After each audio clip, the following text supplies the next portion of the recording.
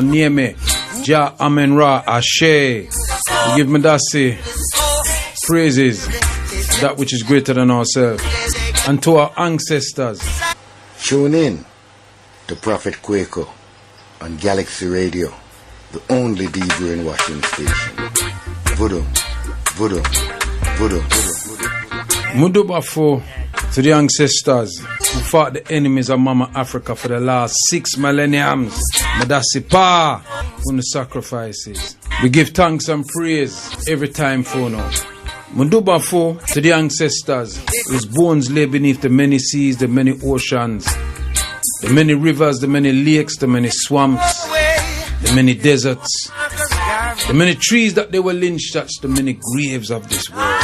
Chok the manga mize, Madasipa for your sacrifice. Mudubafo to the ancestors who wrote our stories down on stones and papyrus, scrolls, books, put them in video, audio, where we're coming from, how we arrived where we are, how we survived, where we were successful, where we made mistakes, the corrections we need to do, and where we need to go. Madasipa for those sacrifices. Mudubafo to our ancestors who survived the Middle Passage, the concentration camps, the enslavement, the abuse, murder, rape, pillage, the shame. We honor and venerate you for your sacrifices. For without you, we would not be here today. And so we must honor you and give thanks and say, Madasi for your sacrifices. Akwaba to Nubian Foreign People's Talkshow live here on GalaxyAfiwe.com. David, big up yourself. Clive, Sugar Dread, big up my brethren every time, all tight. Angie, big up on yourself every time. Me see you, man. Me see you upon the Facebook. Me see you upon the Facebook. I didn't send out any message. I was supposed to be doing an interview this evening, but it don't look like they turn up. Well, I told them that the show starts at 9, so we will wait for our visitors. But that in lieu, tonight, a bit tired. Had some kind of not so good news. You understand what I say? You know, not so good news today. Because we know what it's like not to act. But still, our family, we have to continue the Nubian family, living on and things like that. Our family, the African family. You know? You know, we have to give thanks. We must never forget our ancestors. Ever. Never ever forget them. They're the sole reason why we're here. We're the sole reason why they were existed. So we give thanks. We lock up the door and normally I have water, but I'm very, very unprepared this evening. I know normally you see me with my drink and my water, my drink and I go through. You know? I want to send a special dedication out to the people them who take the vaccine. All African people take the vaccine. You know, we pour a special libation for you in the car. You know? I want to know say our prayers are with you. You understand me? I say because me know to take the the vaccine because someone afraid. Some of you have to take it because of your work, and I get that. I get that, and I know where you're coming from with that. So I get that, you know. So I get that. There's a lot of you that's taken the vaccine. A lot of our people in our own families and things like that. And if my guests don't come in tonight, I want to talk to those of you that is taken. Azania, big up yourself every time. I want to talk to the people them that's taking it. I want to talk to the people them that's they've asked you to take it and you say you're not going to take it. I want to speak to the people them who's contemplating taking it. And I want to speak to the people them who's definitely not going to take it. And I also want to speak to people whose family have taken it. And what is your feelings about that? Because the science behind this thing is quite startling, really. I've heard a couple of people pass away that has taken it. They have not mentioned that in the news at all. of anybody. They've mentioned that people's died of COVID, but they haven't mentioned if people's taken the vaccine and died. And it sure as hell hasn't mentioned how many people have successfully recovered without taking a vaccine. We heard that on the news today that a medication they use for rheumatoid arthritis, along with something called methadone, can actually lick away the virus. And this was on the news this evening when I was coming in.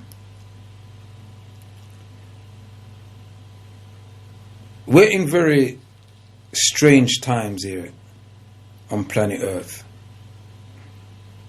A lot of things are happening. A lot of sinister things are happening. Things that some of us don't have any explanation for, but we know it is not an accident. Nature doesn't do this type of stuff. It's just not in nature is balanced. Nature is mathematical. So we see. Oh, I'm getting a call in very early. OTEP caller, what's the name? Where you calling from? What today? Oh yeah. How you doing? Yeah, it's Kwaku from North. Say that again? Yeah, my name is Kwame from up north. Yeah, Kwame from Nottingham. Yeah, man. Yes, brother Kwame. Yeah, so this vaccine thing. You know what they're doing right now? Yeah, they're gonna make it possibly mandatory by issuing these passports because they're talking about it, and we know from the data that I have, or the information that I have, that they've set up a database of people that have taken the vaccine.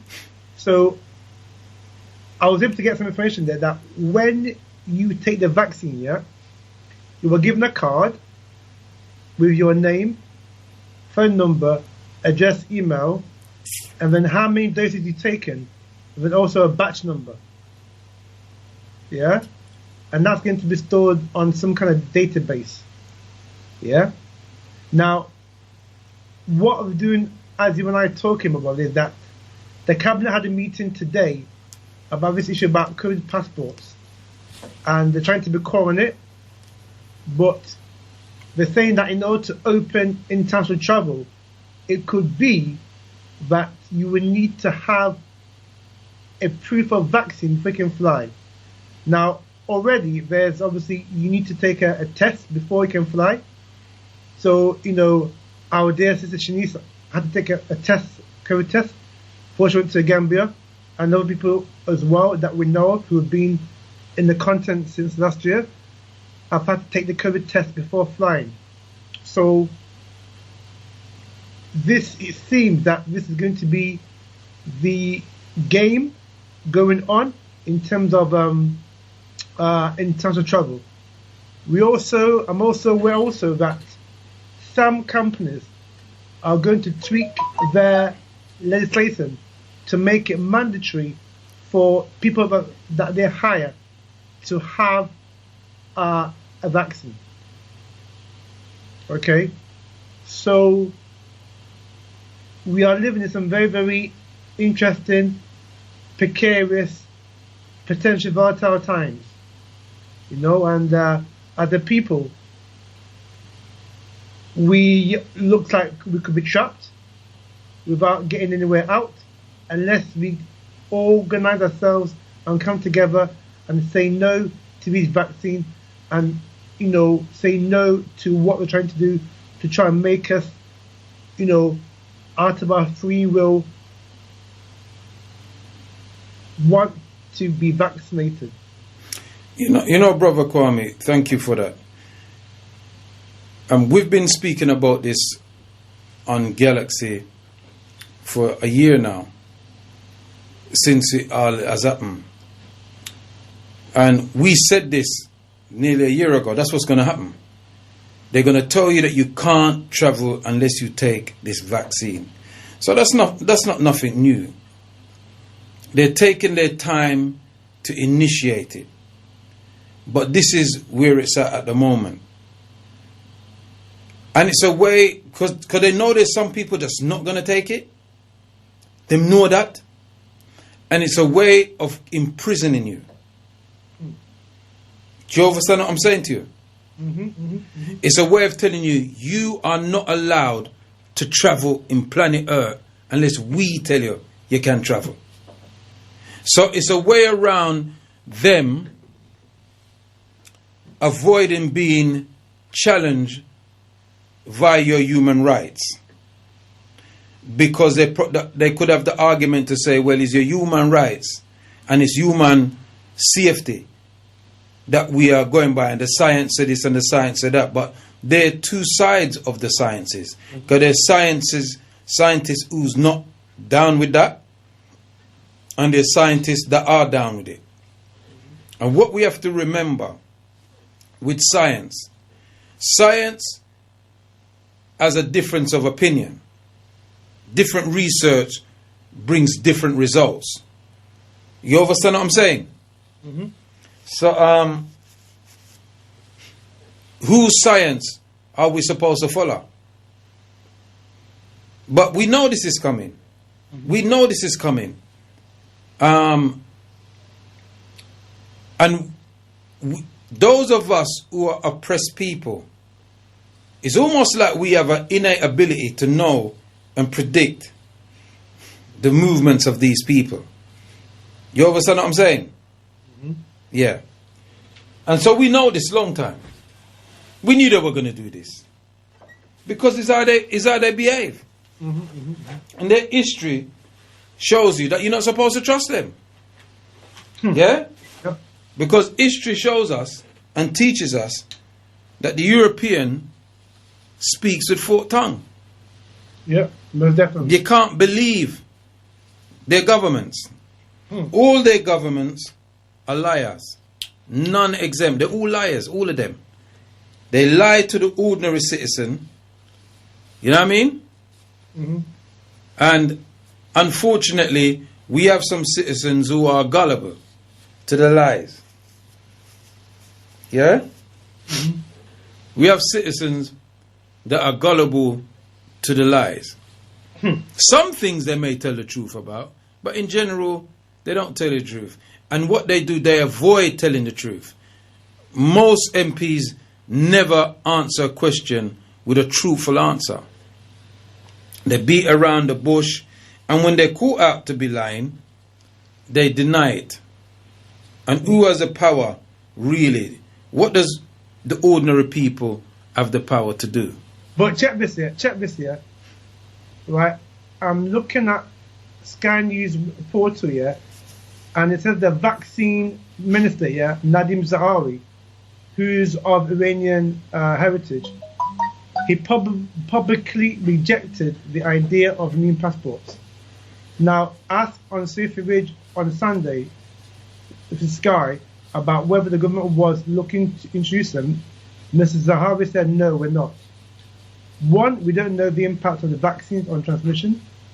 Two, it would be discriminatory, and I think the right thing to do is to make sure people come forward to be vaccinated because they want to, rather than it being made in some ways mandatory through a passport.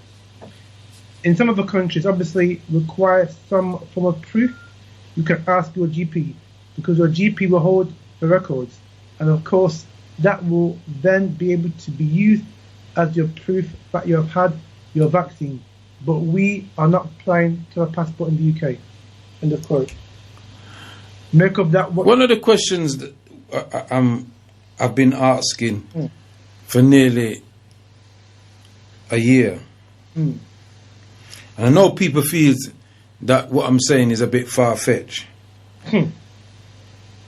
But what is the obsession with these governments wanting to know where people are going, who they're going to, how long they're going for, and why they're going? What is this obsession to be knowing everywhere that people are? They use things like crime and they use terrorism as an excuse, but they've been terrorizing the planet for centuries.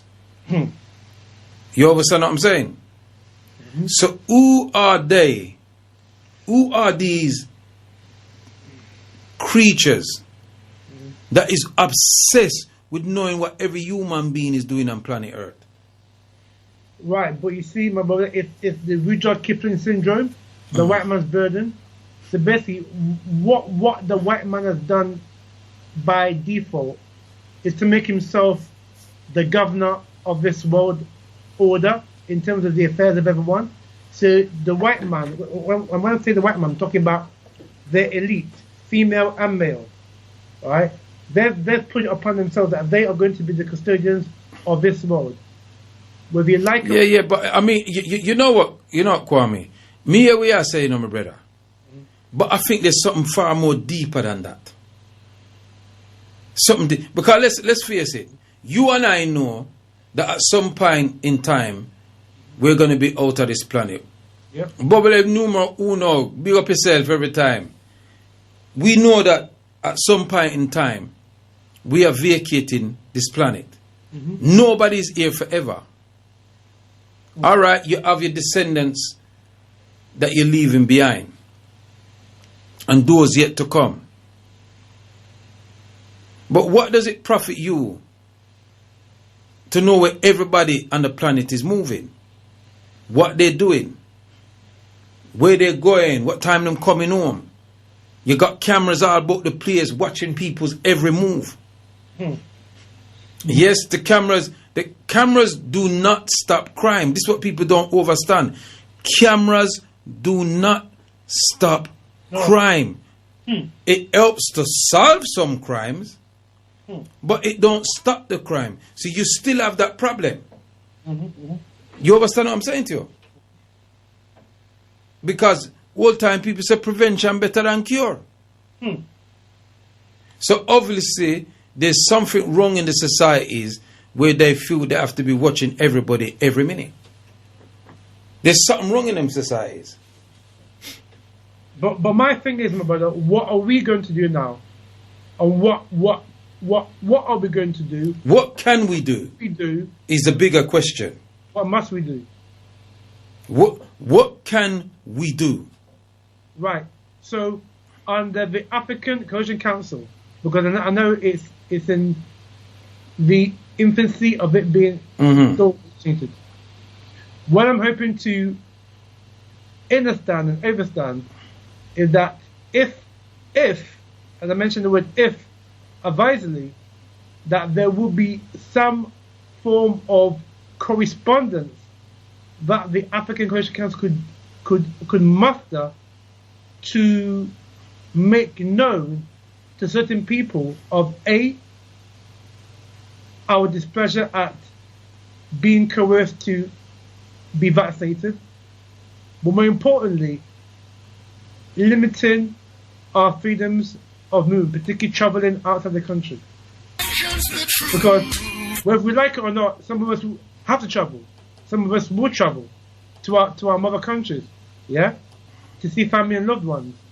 We can't keep ourselves cocooned in this country forever. Yeah, but they can say, but you can travel. All you got to do is take the vaccine. Right, but fine. But what I'm saying is that what can we do to nullify that? All right.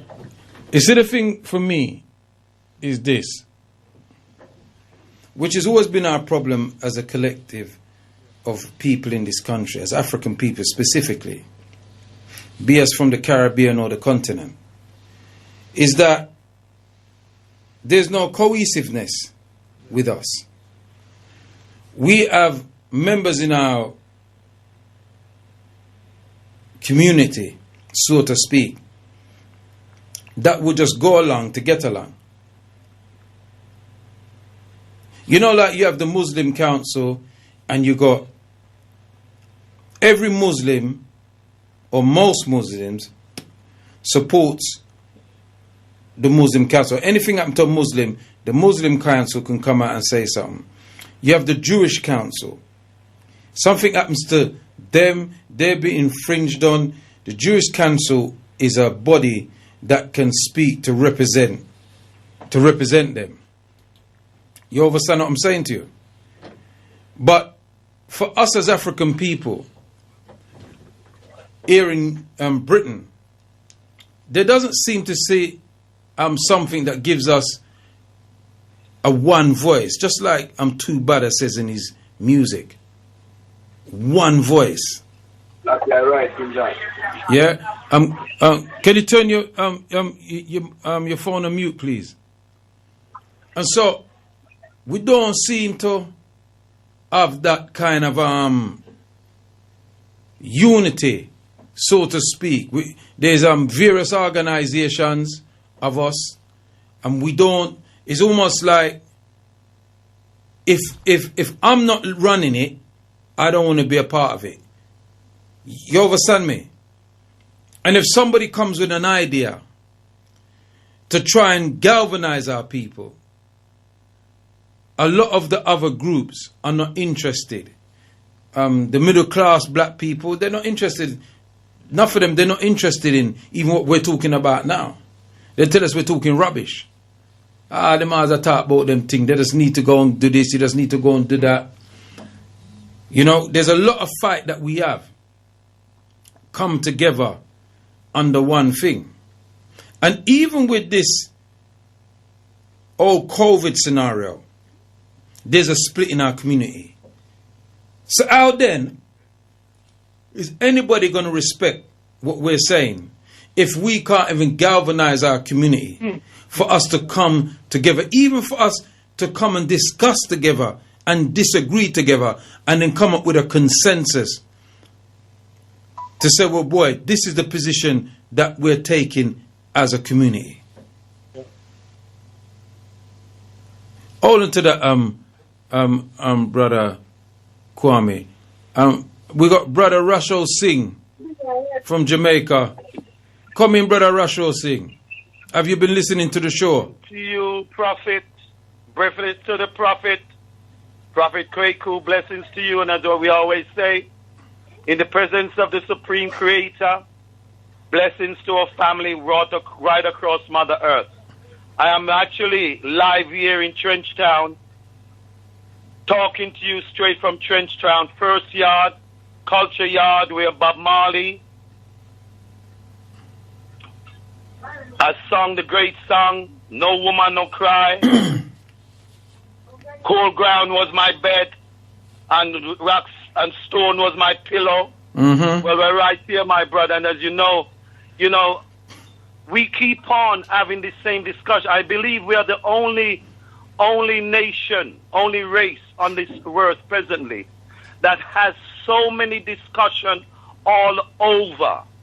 And we seem to be in the same, that we are still meditating, teaching and teaching. You see, Prophet Kwaku, you cannot have a progression until when we have a separate platform without apology for those who seek repatriation, seeking to return to their ancestral land, know where they came from and know that we, right, must return to the land of our ancestors to regain our kingdom. So you see, what I would love to see happen, especially now that we're in the 21st century, I have said this once in 2017. The Rasta man, when he first was asked the question, what is the solution to the enslavement that has been done to African children? The Rasta man said, the first thing that must be done must be repatriation. The second thing that could work simultaneously was rehabilitation, which means those who want to remain in England with the system, those who aspire to serve in the so-called government, the British government, those who want to do those things, my brother, that's rehabilitation. And really and truly, we can't continue mixing up repatriation with all the situation concerning rehabilitation. And that is where we are now, Prophet. You know that we have enough of our people that are fully emancipated, both spiritually, mentally, and psychologically. You know that. So let us now have the platform for those who have, and while the teachers continue bringing up those who still don't know and still trying to determine, let them have their own platform. And that is what I would say, that is the only solution to the African problem. That is why His Majesty said, when Africa come together, the rest of the world will come to order. Give thanks for that Russell was saying. And big up the people in a trench tone from Galaxy, a freeway, you know what I mean? Well, that's what it is, my brother. Well, let me bring in Brother Omar. Sorry, Rising Prophet. Yes, rise up, Brother Omar. Yeah, Mama, I listen to the medicine and the vibration. You bring up a point where you ask, wonder why them need to watch it so much, eh? Say that again, my brother. Omar, speak up a bit low. Why them have so much? Why them have so much camera watch you? Yeah. Yes. Right. If you're aware of this brother named Jeff, him is going in about thinking here, going speakers corner, and then charge my next brother to come out when they lockdown. If you're aware about that story. No. Repeat that again, because you speak quite low, beloved, and so sometimes we can't hear you properly, and I want people to hear what you're saying. So if you can slow down a bit and just raise your tone a little bit more and repeat what you said, beloved. All right. This Caucasian named Jeff Watt. In April, he went to Speaker's Corner. Him and another brother was talking about the corona situation. So they had him locked up with it was actually Jeremy Corbyn brother. Jeremy Corbyn brother. You mean Pierce Corbyn? Pierce Corbyn, sorry. Pierce Corbyn, that's right, yes. So him and this brother named Jeff Watt, them charged them time they want them that they can't have more than 2 people gathering because they was in Speaker's Corner in one of them party. We have court to them. So them got court and him use the common law and him declare the common law and the court recognize the common law and him tell them so them have jurisdiction over him as a living man or whatever, and them still charge him. Them give him unconditional charge, so basically them have to pay for the court costs and them still put a record on him. So I just show you say this whole system here is about making money. It doesn't matter if you're guilty or not guilty. It's a corporation and a business here. Yeah, of course, definitely, yes. All these cameras are out there for watch you. As soon as you step out a certain line for them can come put a fine on you. So it's a business. You know what I mean? So all is part of them business and them system and them set up, So once I even understand to the court, even when you're going there, you're right. They make sure so you get around because they have to get paid. They have to get them paycheck. So it doesn't matter what you do. You know what I mean? So there goes a white man, as I said to you, might use common law and him still not get you. And that's why I said to you, the only way we can get out of this critical, we have to go back to the divine self, the RD and the sovereignty, the sovereign people of the earth, because they don't respect nothing else but that. So until we started that in a Jones and whole heap, then we're not going to have no levitation on them system. So not even them. I'm inclined to agree with you to a certain extent. But I understand the enemy. And this is why I came up with this thing that one of the things first things we have to do, we have to start Africating ourselves. Our children. We have to start creating institutions to feed ourselves, clothe ourselves, home ourselves. And more importantly, we have to have an intelligence service and also the ability to protect ourselves, to defend that which we create. Because make no beans about it. If we create things that are successful, these devils will come to destroy it. And if you can't defend yourself, they won't think twice about wiping you out. They've proved it over history. So where I hear about these straw man and I agree with you, King, don't get me wrong. But they have never kept to any treaty that they've signed unless they were forced to keep to that treaty. Would you agree? I would disagree with you because right now, I know brothers and sisters and family living off that. You know what I mean? We say, the thing about it, we don't know. The first thing, when you set up a nation, the first thing you need when you set up a nation, you don't need the army. You know the first thing you need? Yeah, brother? I'm listening to you. The first thing you need is a consulate. That's where your government starts from. And if you realize why other nation we can see in the UK, all of them have what you call an embassy. Yeah, but we don't have an African embassy, we have a Ghana embassy, we have a Nigerian embassy, we don't have an African embassy. In our embassy we represent the people, the real people them. So what I'm talking, that's what we're talking about consulate. The consulate come from. And consulate, that's how you can create the school, because really and truly the consulate enforce the treaty and the constitution them. Without the consulate they can't enforce it. You don't need police to enforce it, in the consulate to enforce it. Because your consulate have your lawyers and all your judges and your barristers which they can write to the national necessary people and to enforce your situation. So we're looking at it from a wrong point of view, brother. You know, and I'm gaining this knowledge and I'm seeing it, and that's why you see other countries come over here. And the first thing I'm trying to do is set up a consulate or a place, because that's where they can deal with the people them from. Yeah, but you know what, brother Icon, and this is my problem. I'm tired of working with the white man system. His definition of how things should be.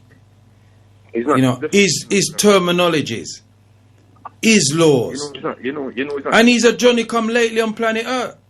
I'm tired of listening to his crap, because it's rubbish. It doesn't even work for his own. Let me tell you why. Prophet. Yeah. Hold on there, brother Omar. Let me bring in Russell Singh and I'll bring you back. Go on, Russell Singh. Okay. Remember my friends, we keep on seem to beating our heads against the wall. Every system, every nation that came against us and enslaved our people created a system to maintain that for generations to come. The European system is the same system. It is a system, my brother, and we can, so long as you fight against it and protest against it, the system has the authority to unleash whatever security needs to defend the system. So whenever we protest against the system have the security forces ready. They expect that. And remember this, he who commits the most sin is suspicious of everyone. So he needs to be knowing what you're doing, because he knows the sins that he has done. Hey, Russell Singh. Me like that little quotation, Go on, say it again now. My beloved brother, as I said, he who committed the most sin has to have his cameras everywhere. Because he doesn't know where the judgment is coming from. What I'm saying to our people is this, Prophet Kwaku.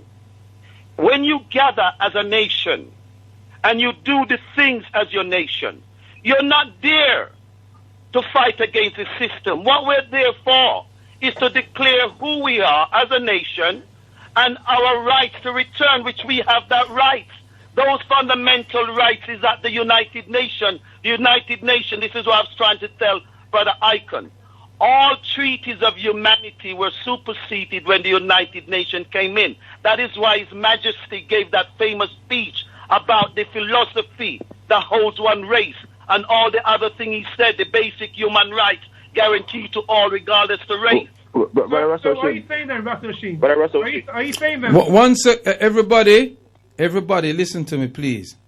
I don't want nobody shouting over anybody. Let Brother Russell Singh finish, and I'll bring you back in so that you can, disagree with him if you want. But I don't want the shouting, because I want people hear where we are say. Make we conduct ourselves in a hardly manner. All right? All right. Well, finish Russell Singh. When the Chinese gather, they gather according to their ancestors, their legacy, everything. Babylon cannot do anything against them. When the Indian man gather, that's the same thing he does. But whenever the black man gather, because the white man knows that are the sins he's done, he's always expecting a protest against him, and the protest against the system can never change it. So the only thing that we can do, my brother, right now, if we're going to gather in London, you must gather as Africans. Define yourself. Declare yourselves who you are and where you're from. Because we are not trying to change their system. Leave the system to them. Leave Babylon business alone. And let us concentrate on our business. Russell Singh. Icon says, once you do that, you declare yourself, this is who I am. These are my laws and regulations. Russell Singh, hold it there, beloved. I got Brother Adam on the line, but hold on there, Brother Adam. Let Brother Omar respond. Then I bring in Brother Adam, and I'll come back to you, Kwame. Go on, Brother Omar. Right. I agree with everything Russell Singh said, except one thing, yeah? When he said the United Nations subsided the treaty and the Constitution, that's not true, yeah? Because they cannot supersede that. The only reason why, I'm going to tell you why, from we are born, we have never declared, we never take an oath that we are Ghanaian, we never take an oath that we are Jamaican, we never take an oath that we are Trinidadian. The only time we take an oath is when we come to these people countries like America or UK, and when you want to get your British book, them say must go in and sign it. So we God save the Queen, if you notice that. So in our nation, as I was saying, for us to get that power, we need to declare that we are not black, English, or British, or we are not niggers, or we are not black, we are African. And then, hold it there, Brother Brother Omar. Just hold it there a minute. Let me finish the point.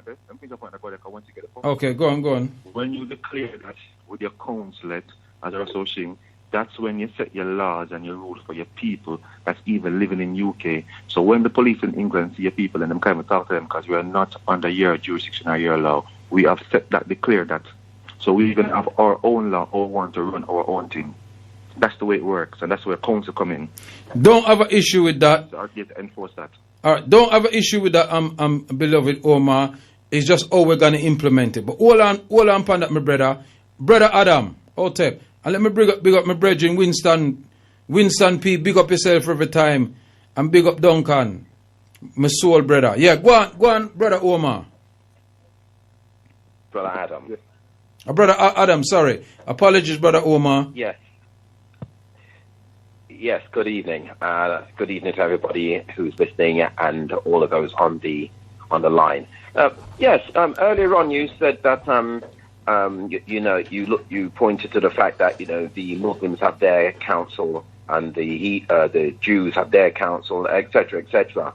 So what about the remember Brother G with his Supreme Council?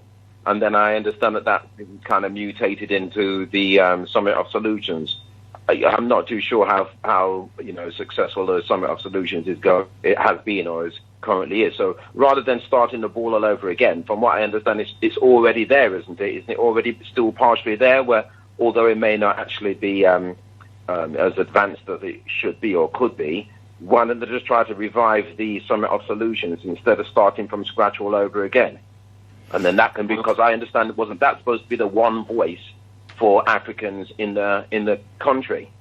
Well, you know what, my brother, I don't really think it's about whether we start, continue, or whatever thing, is whether it's going to get the support from the majority of our people in our community. This is the problem. The problem is not that we haven't got the people that are there to set up these kind of fraternities, so to speak. Is that we lack the physical support from the African community. A lot of them don't want to be part of things like that.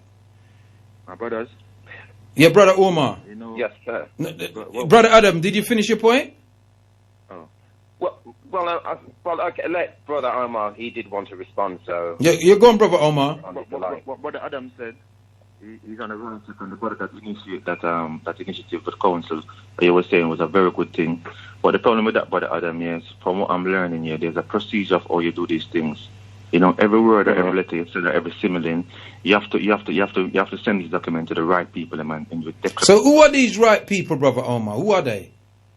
Well, what it is, okay. It's not even people. You have to make it law. So you put it in the public. Whose law? The newspaper. No, you make it law for yourself, law of the land. You make it law of the land. Whenever you put something in the public, say for example, you say, okay, I want to own all the color that's red, yeah, and you put that out in the newspaper and you say Kwaku owns color red. If nobody rebut that in 21 days, that becomes the law, and you become the copyright owner of the. So whose law is that? Oh, no, but that's how it works in law. I'm telling you, I hear what you're saying, beloved, and I don't get me wrong. Listen to my brothers. I better please. 1 second, please, Brother Omar. Listen, let me explain to you. Brother Omar, please. You notice? Okay. Please, on, beloved. I'm not stopping you from saying what you're saying, beloved. Yeah, I just want to interject while you're saying it. Mm-hmm. When you say it becomes law, whose law is it then? Yeah. Whose law are we going by? Let me explain to you now. Yeah. How it works. I'm going to show you. Yeah.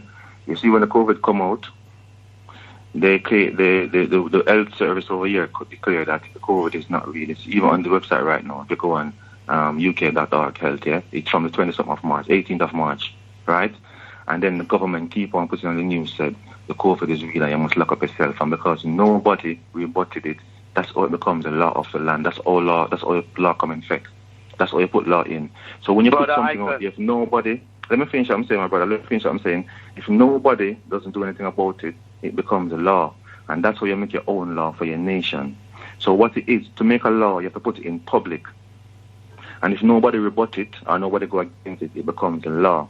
That's how law come about. Right. So whose newspaper you can put? So if we put it in our newspaper. We don't put it in our newspaper. Let me look for the paper. You never put that here. No, all in. I'm just, beloved. You made a statement, and I'm just trying to qualify it. That's all I'm doing, King, because I don't know. See, I don't play like I know everything. So if I don't know something, I have to ask questions so I can get an overstanding of what you're talking about.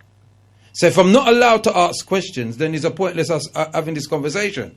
Now, what I'm saying to you, if we put it in a few newspaper, we make a newspaper, just like Al Cable and have Freedom newspaper. I mean, it's not but Al Cable and have a newspaper, and we put it in an Al Cable and newspaper, and nobody rebut it from Al Cable and newspaper, the Whirlwind.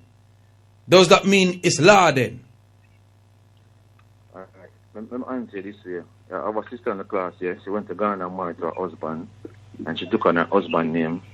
And when she come over here, they tell her that she can't bring him over here because something with the name which she took on. It's because she have her name over here in some type of papers, so she needs to change back over her name or whatever. And them said to her that she don't want to register because she have African way. She don't want to get for the marriage because she understand it work. So she want to do a record after her marriage. And then tell her, say, when you want to record anything and make it in the public for it to become law, you put it in the London Gazette. So brother, all the brothers on the phone right now. Hold on, let me finish. Brother Russell Singh, just hold on, beloved, and I'll let you come in. I just want the brother to land because people are listening to this on Facebook, they're listening to it on the internet, and them want to hear. So me no want no whole pa yaga buga and we'll away a shout over each other. Cause no, we're not gonna learn nothing.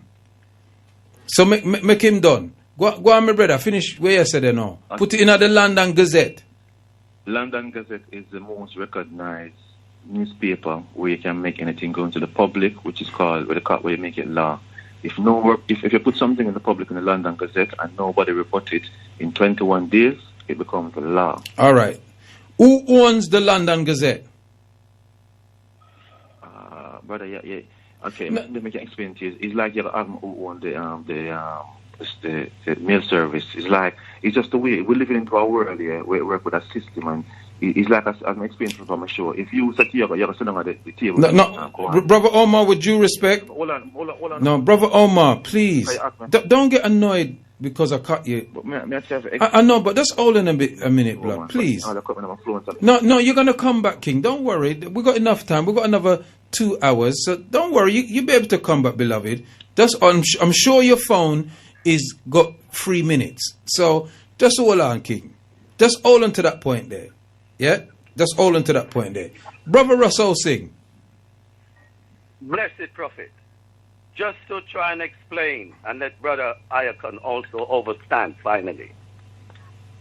When the Rasta man declared his philosophy, when the Rasta man declared his faith, and even changed his name, the Rasta man became a nation upon himself.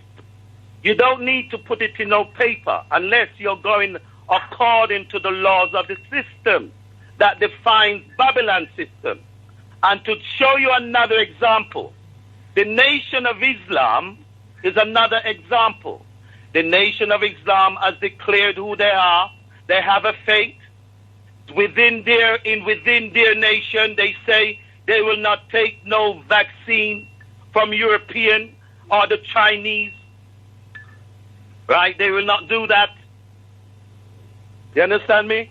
Hold that point there, Brother Russell Singh. Somebody else wanted to come in. I'm 444. Quadruple 4, I think it is. Hotep. It's AKA Empress Judah here, Prophet Kwaku. Thank you for allowing me to speak.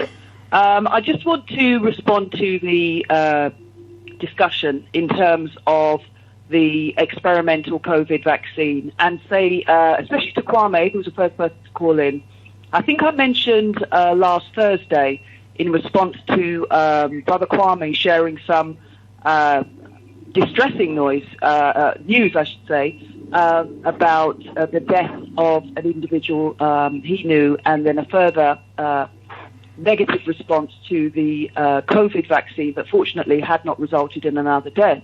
And I said that Select to See, who I know through the work that he did with the Call to Action, is actually a DJ at Galaxy Radio. I don't know what the discussions were prior to his launch on the 12th of January.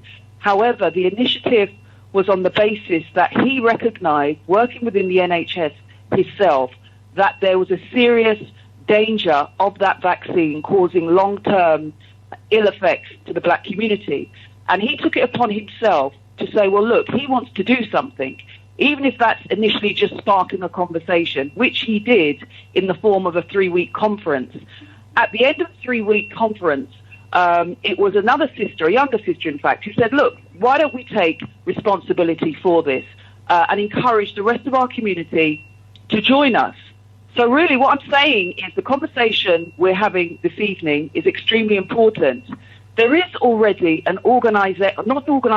campaign that consists of individuals, just a handful of us at the moment, who are volunteering, and we're inviting other concerned individuals, men and women, regardless of age, that are concerned and are prepared to help us prepare a paper that has to be put together, not because we are in any way subservient to the white man's laws, but because we need to make a written statement and document to articulate our human rights that mean we have the choice to refuse that vaccine and to be protected once we decide to declare that to the world. And that means that we will not be discriminated on the basis of us adhering to the human rights and the various articles that will also defend that view. So it's just to say again that the call to action, we'll be having a public meeting. I hope everyone here that's in on the conversation will want to join in. It's on the 23rd of February. Sister Shaz, herself a hard-working trade unionist, has actually put forward a motion on the response from her work colleagues to say, and this is for everyone, obviously it's not just for trade unionists, to say that we have the right to travel without discrimination and harassment because we have declined that vaccine. So whilst we have the opportunity, whilst it is still not possible for this government to make it mandatory, they are making it extremely difficult for people like ourselves that are not prepared to take the vaccine. So yes, it's excellent, it's great that we're having these conversations, but we don't need to reinvent the wheel on this one. This is an issue like reparations, where all of us as black people agree we demand reparations. So the next point is, well, how do we go about making that a reality? Okay, and we've seen the tremendous work over the past 7 years in that respect here in London, UK. And likewise, because this is such an urgent issue, I mean, I've received emails, for example, from individuals saying that what do they do in the event of door-to-door testing that is rumoured to be happening in their part of London. So we need people now that can please join that meeting on the 23rd, come with their ideas, and also come prepared to take up roles and responsibilities. All right? We have, for example, if I could just say this, Brother Kwaku, and then I will pause. We have, for example, a need for a social media team leader. I can't be 24/7 on Twitter and all the other social networks on my own. Someone needs to take that responsibility. Somebody that's probably got a lot more, if you like, tech skills than I in that regard. We need a political researcher, someone that can deal with all those black politicians that have put out that pathetic video, and also to reach Boris and co. and let them know that we're serious about this issue. We also need a global network support team leader who can make communications and connections with Africa and other anti-vaxxers allies. Yeah, we need another youth leader to help Sister Sasha, who I understand is currently doing the best she can. And we also need another health advisor, because Galactic Clyde, you know, he can't deal with some of the cases that are going to be coming through on his own, i.e., as I said last week. Okay, sister, the deaths. Who is taking responsibility for keeping a record of those people? My sister, one second. Yes. Yeah, in your rendition, you made a very important statement, and it was reparations. Yes. And the work that's been done in this country over a number of years, especially in the last 7 years, reparations. Personally speaking, I feel all that we're speaking about comes under reparations, because it's about repairing the damage, restitution, and, you know, non-repetition, meaning that they don't repeat the things they've done before. So this seems like it's a repeat. And just like what you were saying, my sister, in terms of not recreating the wheel, I think we all recreate the wheels at times, because we all think that we know the way best to do it. Instead of coming to a collective or coming to institutions, and our organizations are institutions, because we've got organizations that's been operating in the African community for well over 30 years. Can I respond, Kwaku? Yeah, 1 second, sis. But what tends to happen is we create something new instead of feeding into what is there already. You understand? And because of differences and fallouts, for some reason we just can't agree, and then a very good idea get mashed up because we can't agree. But yeah, go on, come back again, sis. Can I respond to that? Oh, of course you can. Yeah? I don't want to get into the politics between different organisations. What I'm responding to is the fact that I regularly have listened to PACM TV, for example, on a Sunday between 6 and 8. I have consistently, during the past year, attended Shamiras when possible, yeah? So when you talk about these organisations that are in the community, I'm aware of that. But what I'm also aware of is that they have their resources, and for whatever reason, they're still doing what they can within their own means. The fact that Select to See, who, as I said, apparently he's been with Galaxy Radio for 30 years, I didn't know of the brother. But I knew of the brother through the initiative that he took. It doesn't necessarily always have to fall on the part of an organisation, because if it does... No, I was just... sister, no, stop there a minute. Merged. 1 second, sis. And whilst if I 1 second, sis. 1 second. Whilst I understand... Sis, 1 second, please. Please. Yeah, thank you. I was only responding to the point that you said reparations and the works that's done over the last 7 years. Yeah, I mentioned that in the sense that... Yeah, so I'm just responding to that, sis. I'm not saying that people shouldn't set up organisations. I'm not saying that. Well, I'm just saying... I'm trying to say to you, Kwaku, if I could, perhaps I haven't explained it clear enough. This is not an organisation per se. Now, from you doing something is an organise. It doesn't matter. You're organising. There's nothing wrong with that. There's nothing wrong with that. It's good. It's good. What I'm trying to articulate is this conversation is important, and if people are saying, well, what can we do about it? I am providing an alternative on the basis of what a brother had already been thinking like yourselves. And at the end of that 3-week conference, it was, well, we can't just leave it here. People are actually concerned. People are worried. I was on PACM TV watching the discussion, listening to discussion. Sister going on there, she's really worried. Where does she turn to once that is over after the 2-hour chat? All right, listen to me, sis. Have a campaign. Good. No, stop there, sis. That the brother had the campaign. Yeah, stop there, sis. Very good question. What do you do after? Now, we have got... See, the purpose 1 second, sis. Please, when I say 1 second, just easy, now. Nobody now stop you from talking, Just relax a minute. I thought I said that already, but that's fine. Go ahead. What do we do after what? Yeah. You asked a question. The sister said, what do we do after?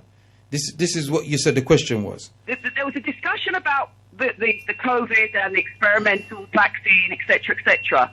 Now, she wanted to know, well, what goes on here from that point onwards? Now, that's the point I'm trying to address. Excuse me? That is the point I'm trying to address. And this is what I'm trying to articulate to you. The call to action is a campaign specific to ensuring those of us in the black community that do not want the experimental vaccine will not be discriminated against. We will still have the right to live, travel without discrimination. But the only way they'll recognise that whilst it is on paper not mandatory, their behaviour is telling us otherwise. So in order for us to say to them, look, you're saying one thing and doing another, we are telling you we are serious about this. Serious so much... Stop this. My sister, 1 second. For example, if you just look at Martin Luther King's campaign... My sister, hold on a second. I'm going to bring somebody else in a minute. 1 second. Sure. That is exactly what we're talking about here this evening. It's how I started the show. Unless we all feed into that. Unless... No one can feed into 1 second... What may I talk to myself? What, you want to argue with me? Just speak now, please. We have to conduct ourselves a certain way, you know. I asked you to... I'm presenting the show and I just asked you to give me an opportunity to speak. I do not want to argue with you, my sister. And if we start shouting over each other, it's quite disrespectful. So if we can't conduct ourselves in an affricated manner and a mathematical manner while having a conversation like this, how the reggae are we going to join big campaign and work a unison if we can't even conduct ourselves in a simple conversation? It's a joke thing. 1 second.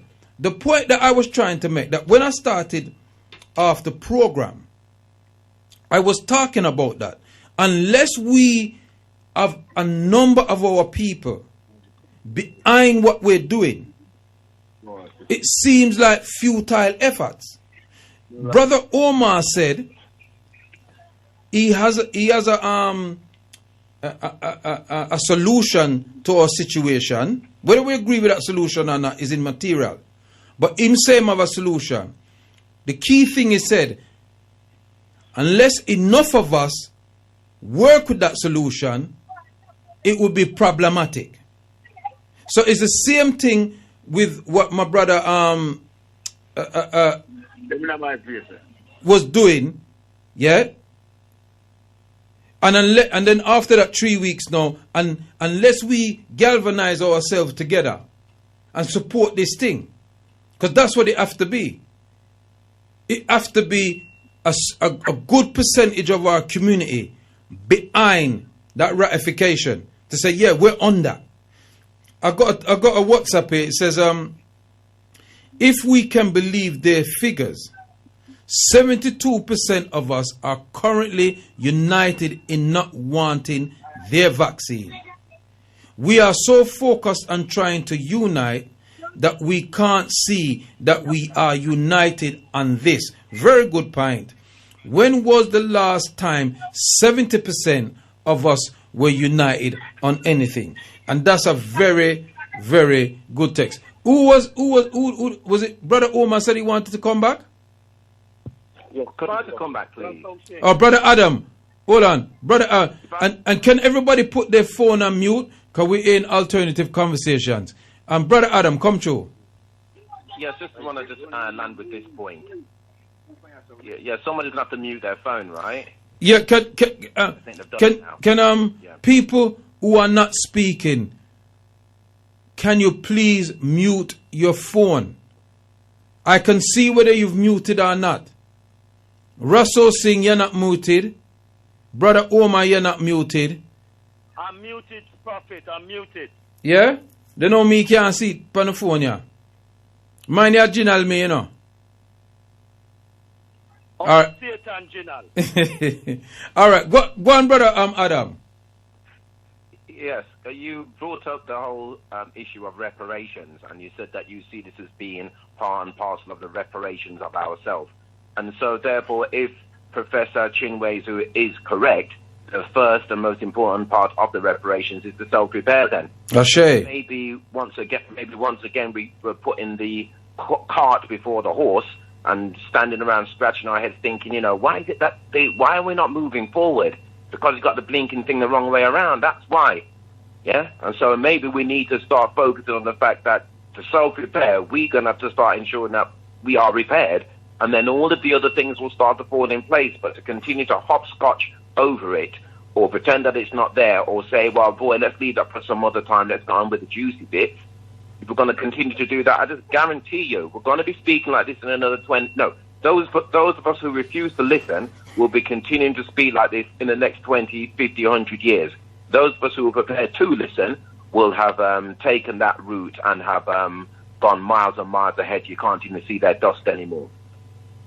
Well, big up Sister Shanice. She's trying to lock in. She's having gremlins, can't get through. Somebody said they usually pick up following, although a few challenges these days from Africa. It may be okay from where you are. So, Canon Lee, big up yourself every time. You know, beloved, it's no good if some of us go and the rest don't. The rest have to follow.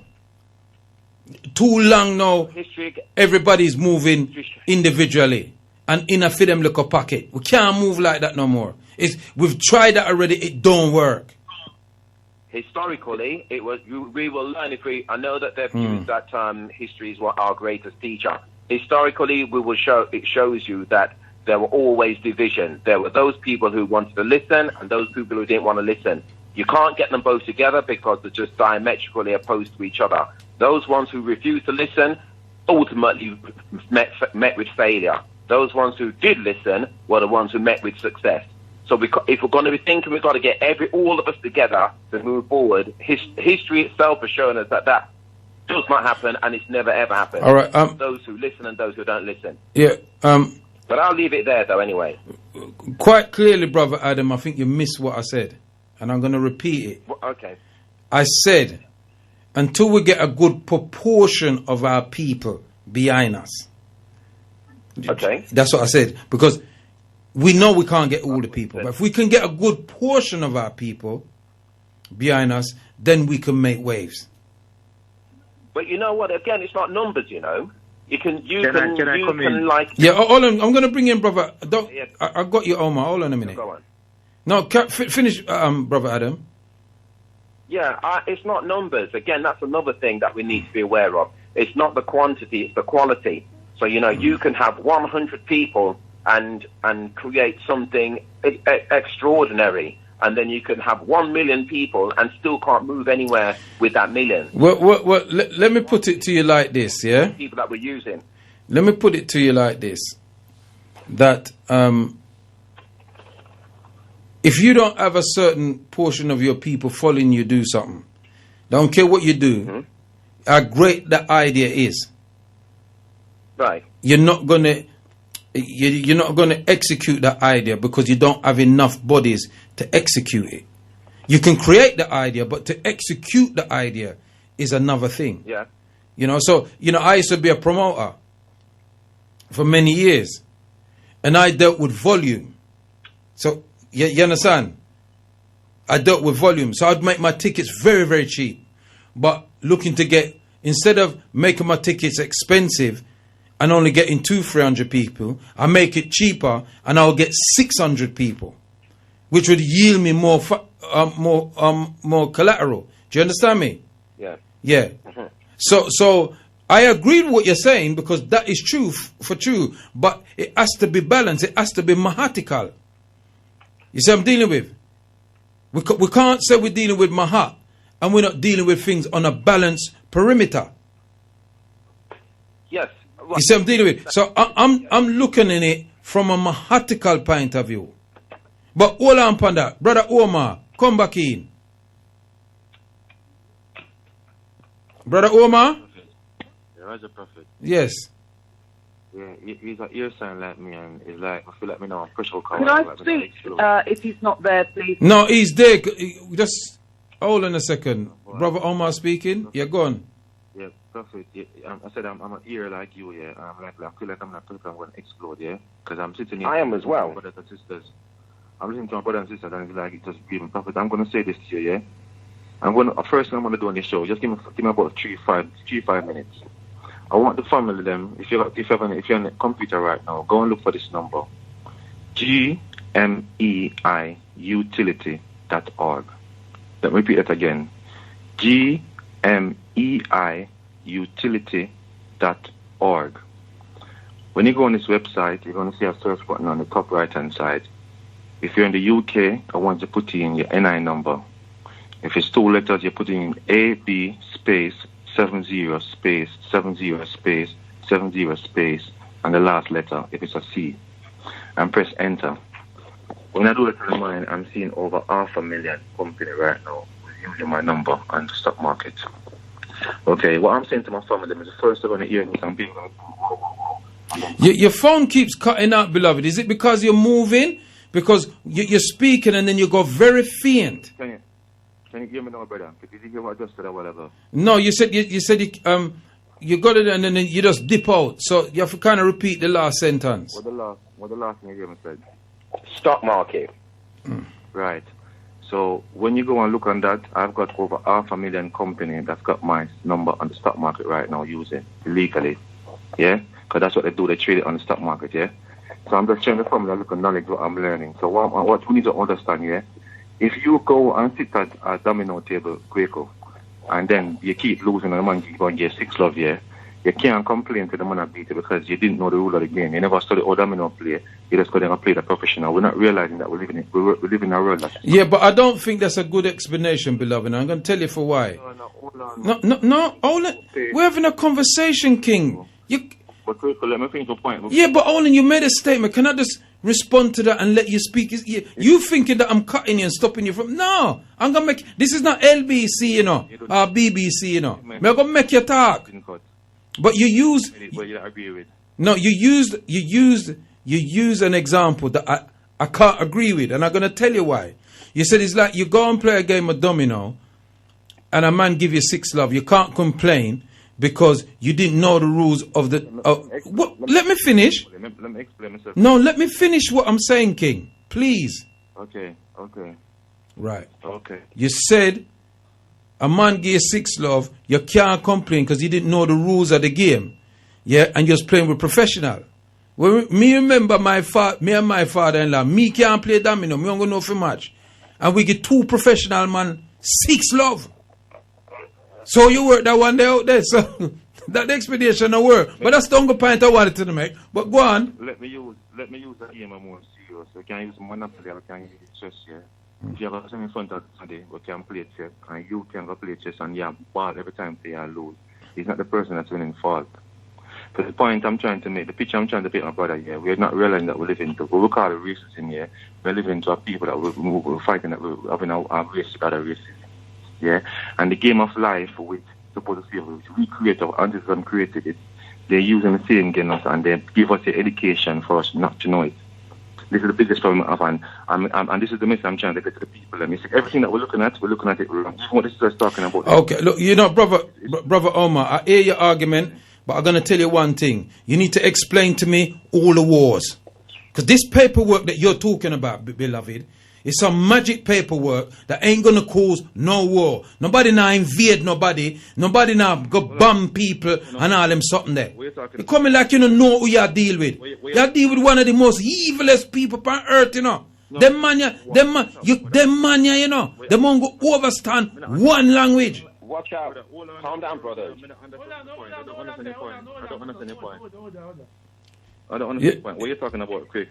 No. What I'm saying is, King. What I'm saying is, yes, is that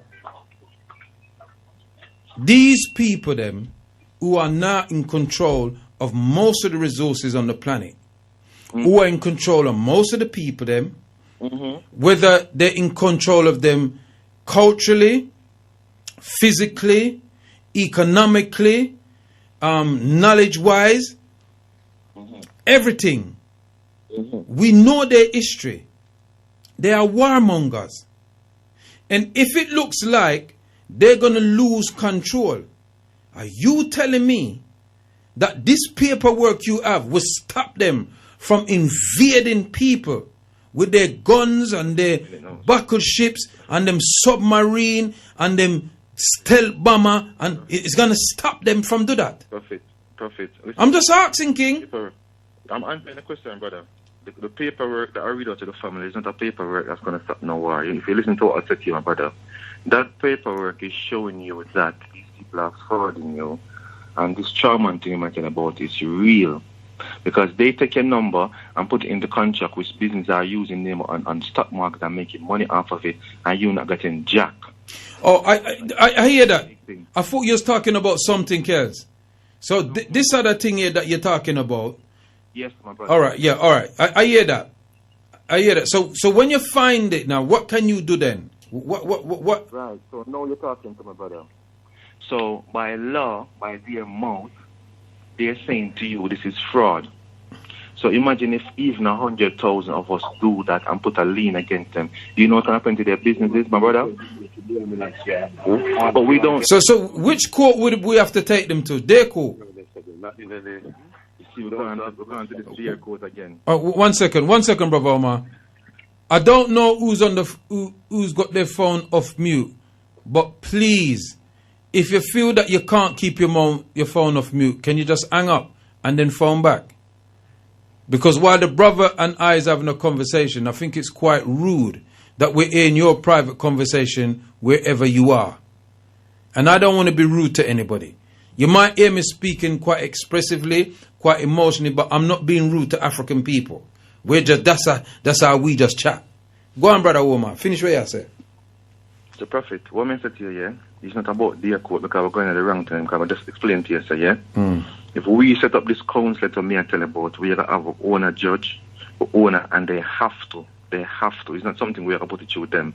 But we don't have a council, because if you don't have a council, you cannot have a governance, you cannot have general, you know what I mean, attorney general, you cannot have a judge, you cannot have lawyers within your own people. So have we got these liars? Have we got liars and judges that's willing to come on board with this thing that you're doing? No. Prophet, this thing is going to work a mistake, because you know the greatest thing, we are forming a council over here right now. It's going to come into effect. I don't want to talk too much on it too much, because you see with our people, and we realize we have to do things and make them see it. So it's when they fall into operation and we start to do things, but people don't follow. Because I'm not worrying about it. It's the one thing with our people, we've been traumatized and we've been let down by our owners so much, and we've been running there and trying to find themselves, and they just kind of lose it.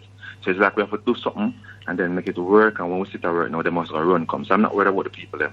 All right. All that. I think it was the sister they want to come back. All right. Give thanks. Yeah. Well on that. Give thanks. Empress Judah here. Just to say, brother Kwaku, and to the other guests that are still on the line, in terms of the issue with reparations, whilst I understand that there is a connection between the call to action campaign and reparations, I also understand, as the texter reminded us, that there are 72% currently, I saw the article, didn't read all of it, in the Daily Mail, that do not want that vaccine. Of that 72%, which is probably higher because we know the Daily Mail wouldn't give an accurate figure anyway, I don't know how much of that 72% actually knows about reparations or understands all of the issues involved in reparations. So I think the strategy to start the campaign from a reparations perspective would perhaps take people's focus away from what is the burning issue for them right now. The burning issue for the majority of black people is how to avoid getting that vaccine. And I can assure you, I am more than happy to follow whoever in the community is prepared to lead a campaign. The difficulty, however, is that we are now in a very urgent situation. I mean, you said yourself for the past year, the radio has been talking about the issue of the threat of mandatory vaccines, which raises the question of those of us that don't want it, where are human rights? Now we're at the crossroads. We have to do something, and it just so happens the one that took it to the community. Yeah, Sister Jem, I don't think anybody who's on the line or anybody who's actually listening is saying that we shouldn't do something. Being raised here, the points that are being identified this evening, I really hope Kwame, for example, will join. All of the brothers, yourself included, Kwaku, will join on the 23rd. What time? The call to action meeting. Hold on, Brother Kwame, hold on, man. Yeah? And can I just say at this point, a shout out to Sister Shanice. She did an excellent show around the vaccine the other week, and I was listening in on that.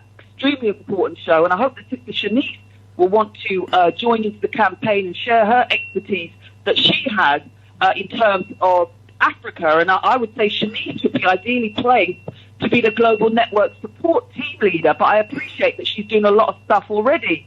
So, as I said, this is why we need volunteers, perhaps people that have never been involved in a campaign before. This is their moment to do something to help our people. It is that urgent, yeah? Because as I said, this whole issue around people that are getting seriously ill. I called in on Monday evening on our cable line, okay? And after I called in, within 20 minutes or so, somebody also from North London said that someone near to them, close to them, a gentleman, died within a day or so of having the vaccine. Well, a brethren of mine dead today. Something now. So the way CTA is at the moment, it's not set in stone. It's a campaign that is just a month. A month. Okay, one second, sister. A month, a year. Do me a favor, Azan, Sister Judah, Empress Judah. Could you tell us the day and the time this thing is on? Yep, the day and the time is going to be the 23rd of February. The email is blackcommunityhealth@gmail.com.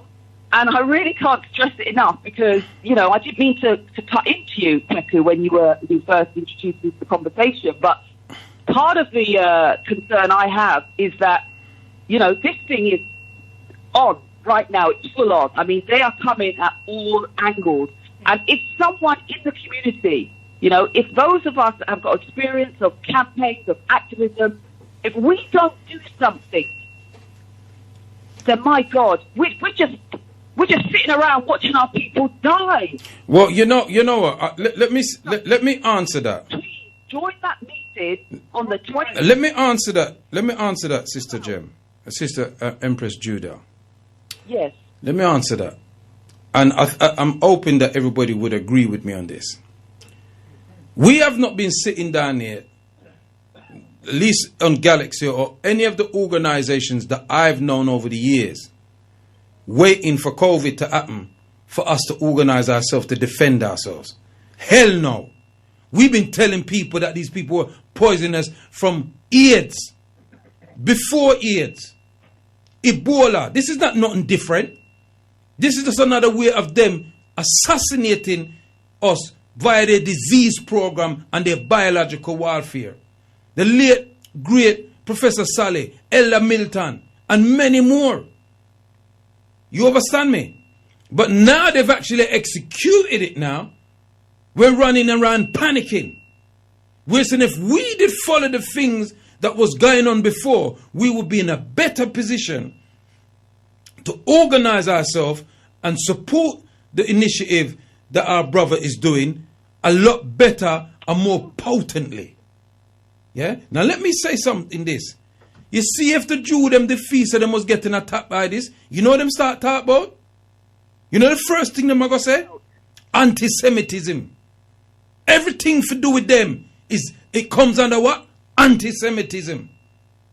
If I lie me I tell, Smaddy and you tell me say I lie me I tell. Any attack come to them, you know, that them feel them a get attack, you know. Them ball anti-Semitism. If you say the about them is anti-Semitism. So what should be happening to us? Any attack pan we supposed to come on a repertory justice. That me I say. Could I just quickly say something? Because then I'm happy to. Hold on, James. Somebody else. Stay there, sis. You can come back again. We got time. Don't worry about it. Who was that? Rasho Singh. Yeah, come in, Rasho Singh. Blessing again, my brother. If you was to listen to your recording and everything that has been said, all of you have said the solution. Right? I have said, when you look at the Rastafarian nation, we have done all of that and regained our own reality. And when you look at the Nation of Islam, that's the same thing that they have done. Disagree. So, you know, right now, my brother, right, I'm calling in from Trenchtown. I have Brother Stone here with me. He's one of the executive of the planning, the trust committee that is responsible for the launching on the 28th. So I just want Brother Stone just to say a quick hi and bless up our family to know what is happening here. And we are very united in Trenchtown to deliver our message on the 28th of February. Yeah, go on to my brother. Make we hear him. Yeah, man, blessed love. Now, we just done do a promo a while ago.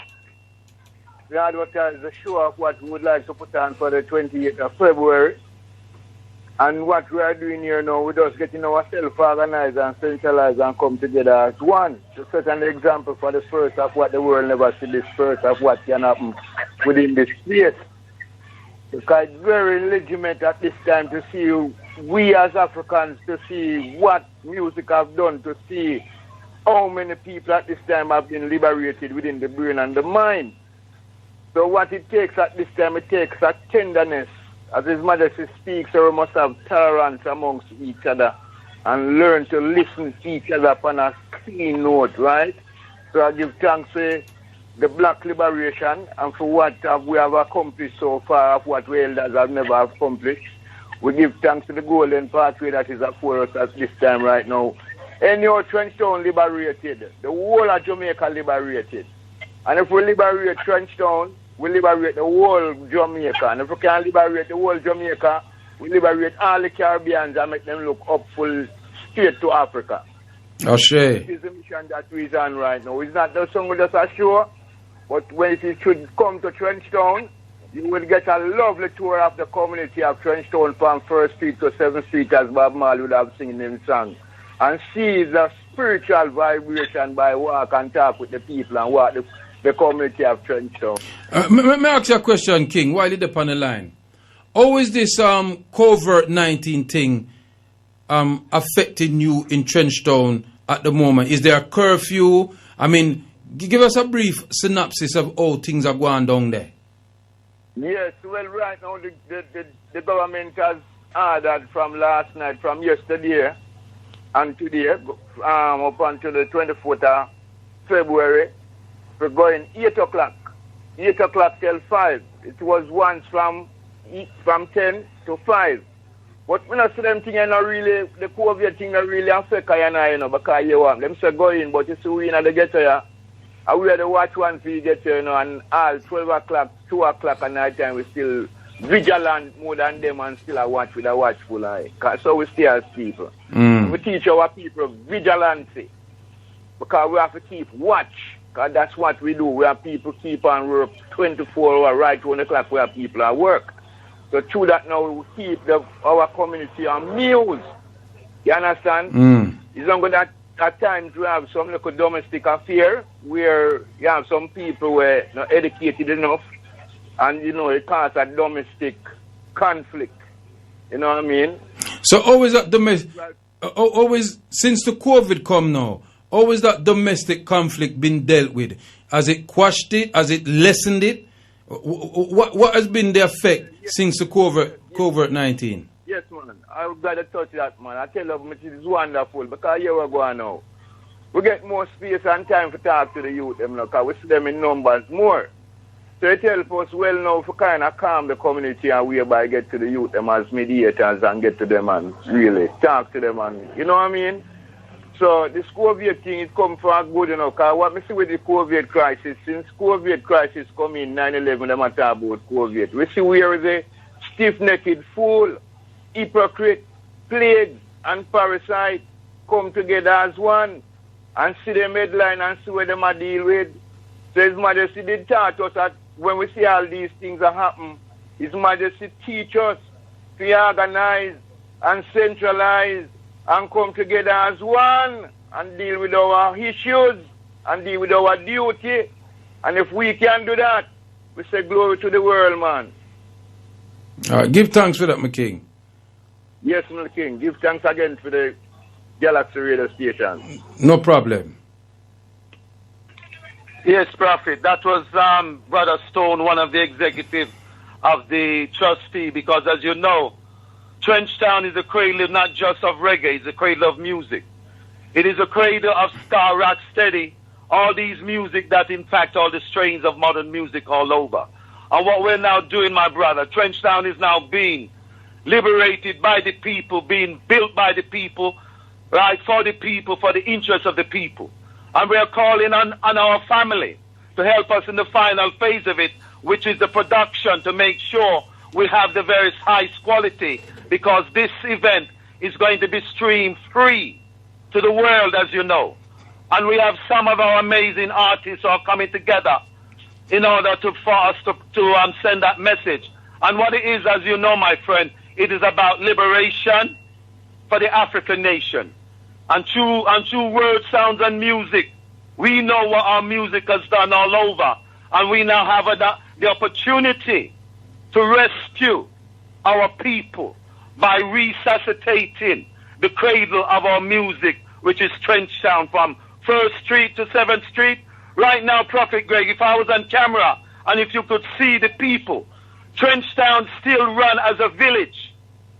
There's no COVID here because there's so many people living in one yard. And what we're now doing is we're going to be creating the proper residential area so that people can have proper residential accommodation instead of 400 people being in one yard and using one pipe.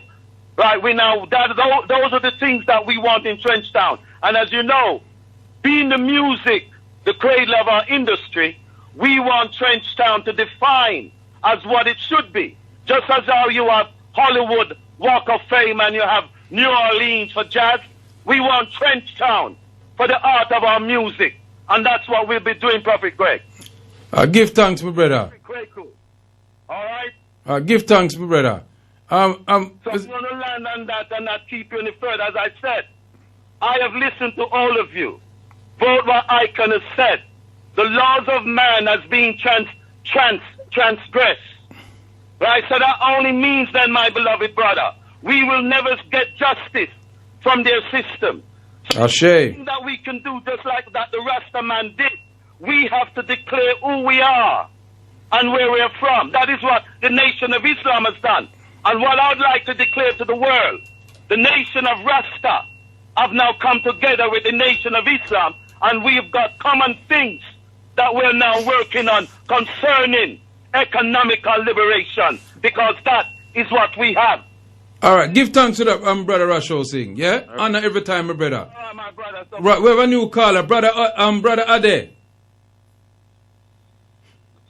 Yes, I'm here, Kwaku. You okay? Yeah. Ebulwa. Adukwe for Eledumare. Ebawani.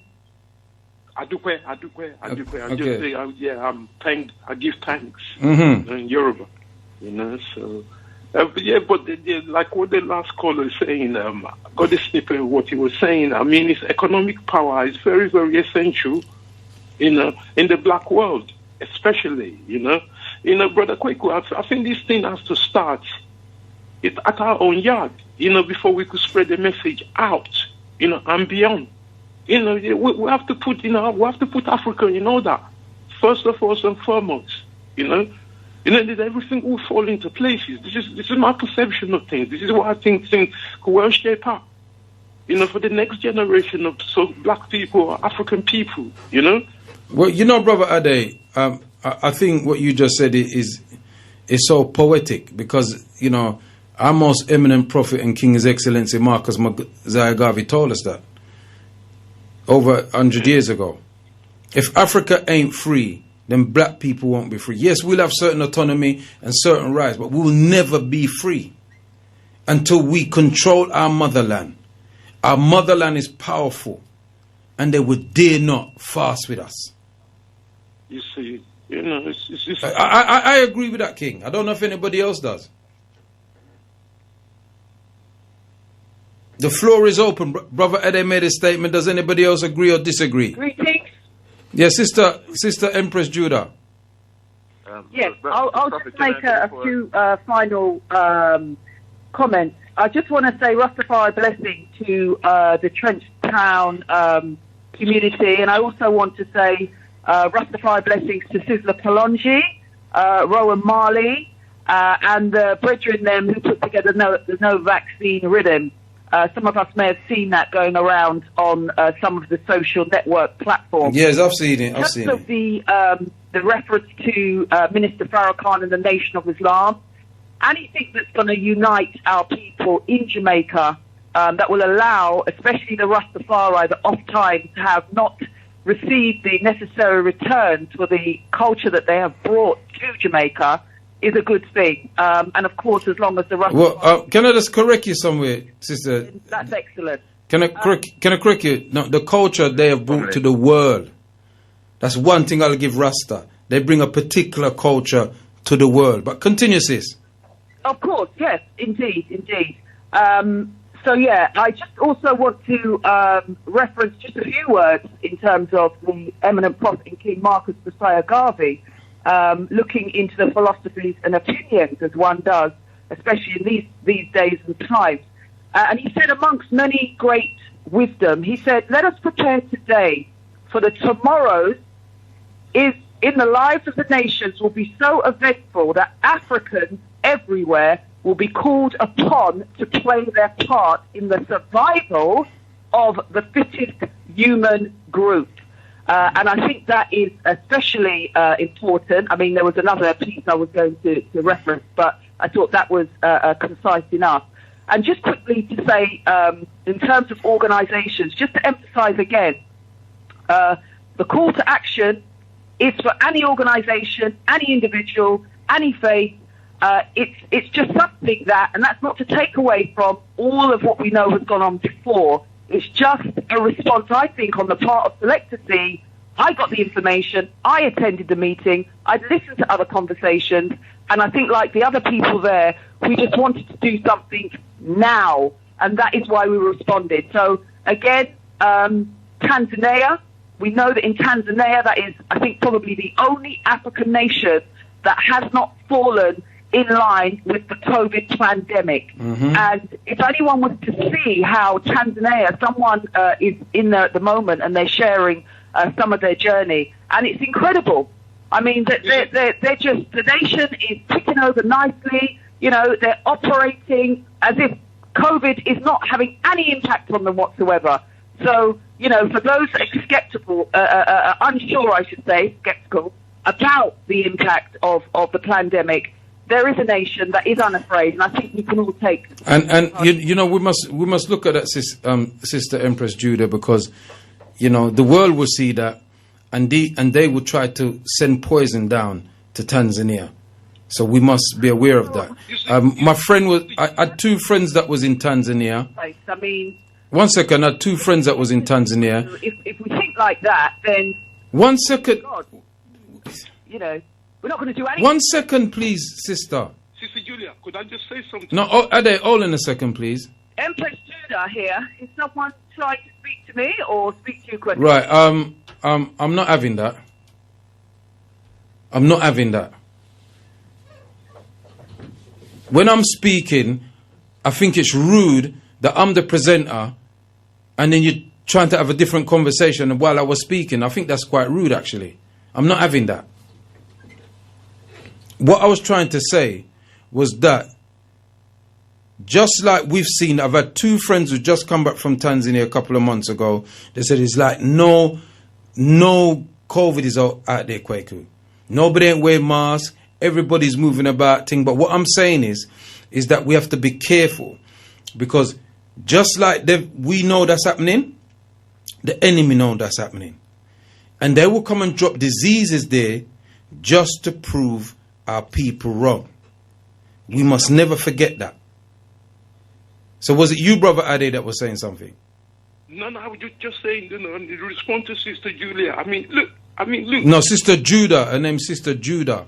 Okay, Sister Judah. Okay, then. I mean, due to somebody's entrepreneurship and good, flights are going to, from Lagos and Jamaica. I'm speaking from Lagos now. That's Brother Kwaku. That's something I'm considering going. If they will allow me to Jamaica.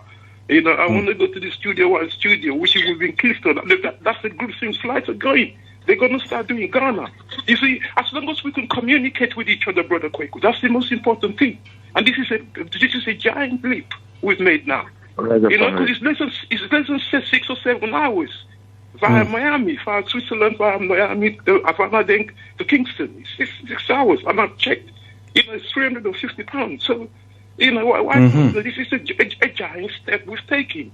Communication with each other, rather than we do things for ourselves. Ashay. The airline looks like me and you. And the money's going into our coffers. I mean, buying a 707 long, it's short haul. It's not a long distance flight from Lagos to JA. It's not far at all. It's less than 6 or 7 hours.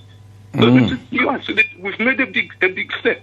This is the first of many things we need to do. And the first is as long as we can ferry people from each part of the Caribbean or the Americas into Africa, good for me. That's the way I want to see us progress. Yeah, brother. Come in, Brother Omar. Oh, okay, perfect. Why? We are trying to address an issue here. You know what I mean? Greetings, Kwaku. Sis, Brother Omar speaking at the moment. Can you just hold on, please? Sure. Yeah. Go on, Brother Omar. But I'm really trying to make our people wake up and see what's going on. Like, we spend a lot of time talking about the COVID, and we're not talking about the solution. I wish we could have stick on the solution, because you see, this conversation is beautiful, but we have a lot of problems, and we need to adjust them before we can talk about all this beautiful decoration I want to do. Seriously, we need to be serious about this. Yeah? We're talking about solutions right now. And I said to you, I bring something to the family which we never hear about in school. With the Galaxy, we are one of people, and it is factual proof.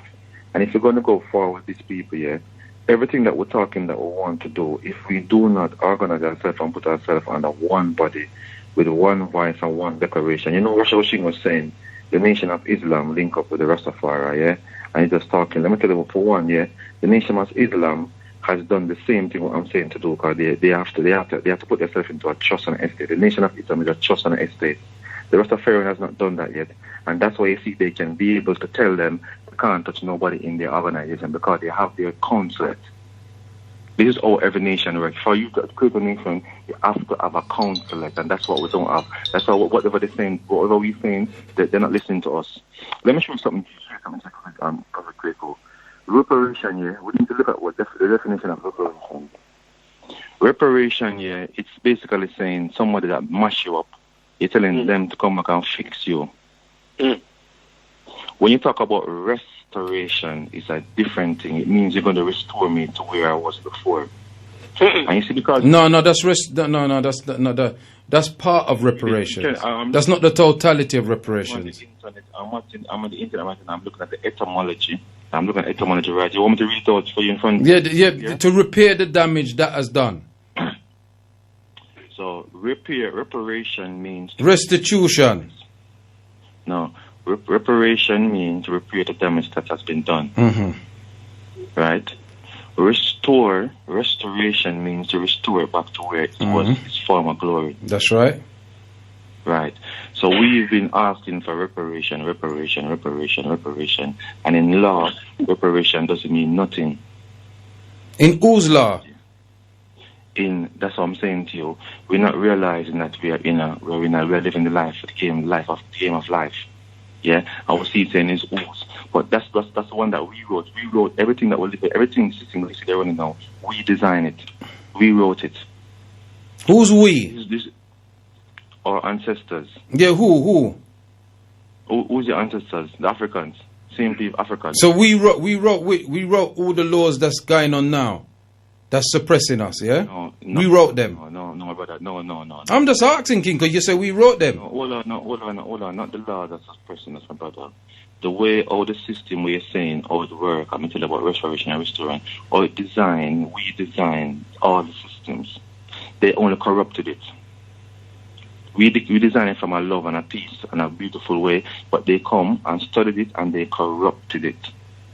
So we need to restore it back to where it was created first. Nothing is wrong with the system. That's what I'm saying to you. All right. For so long. Brother Omar, may I ask a question?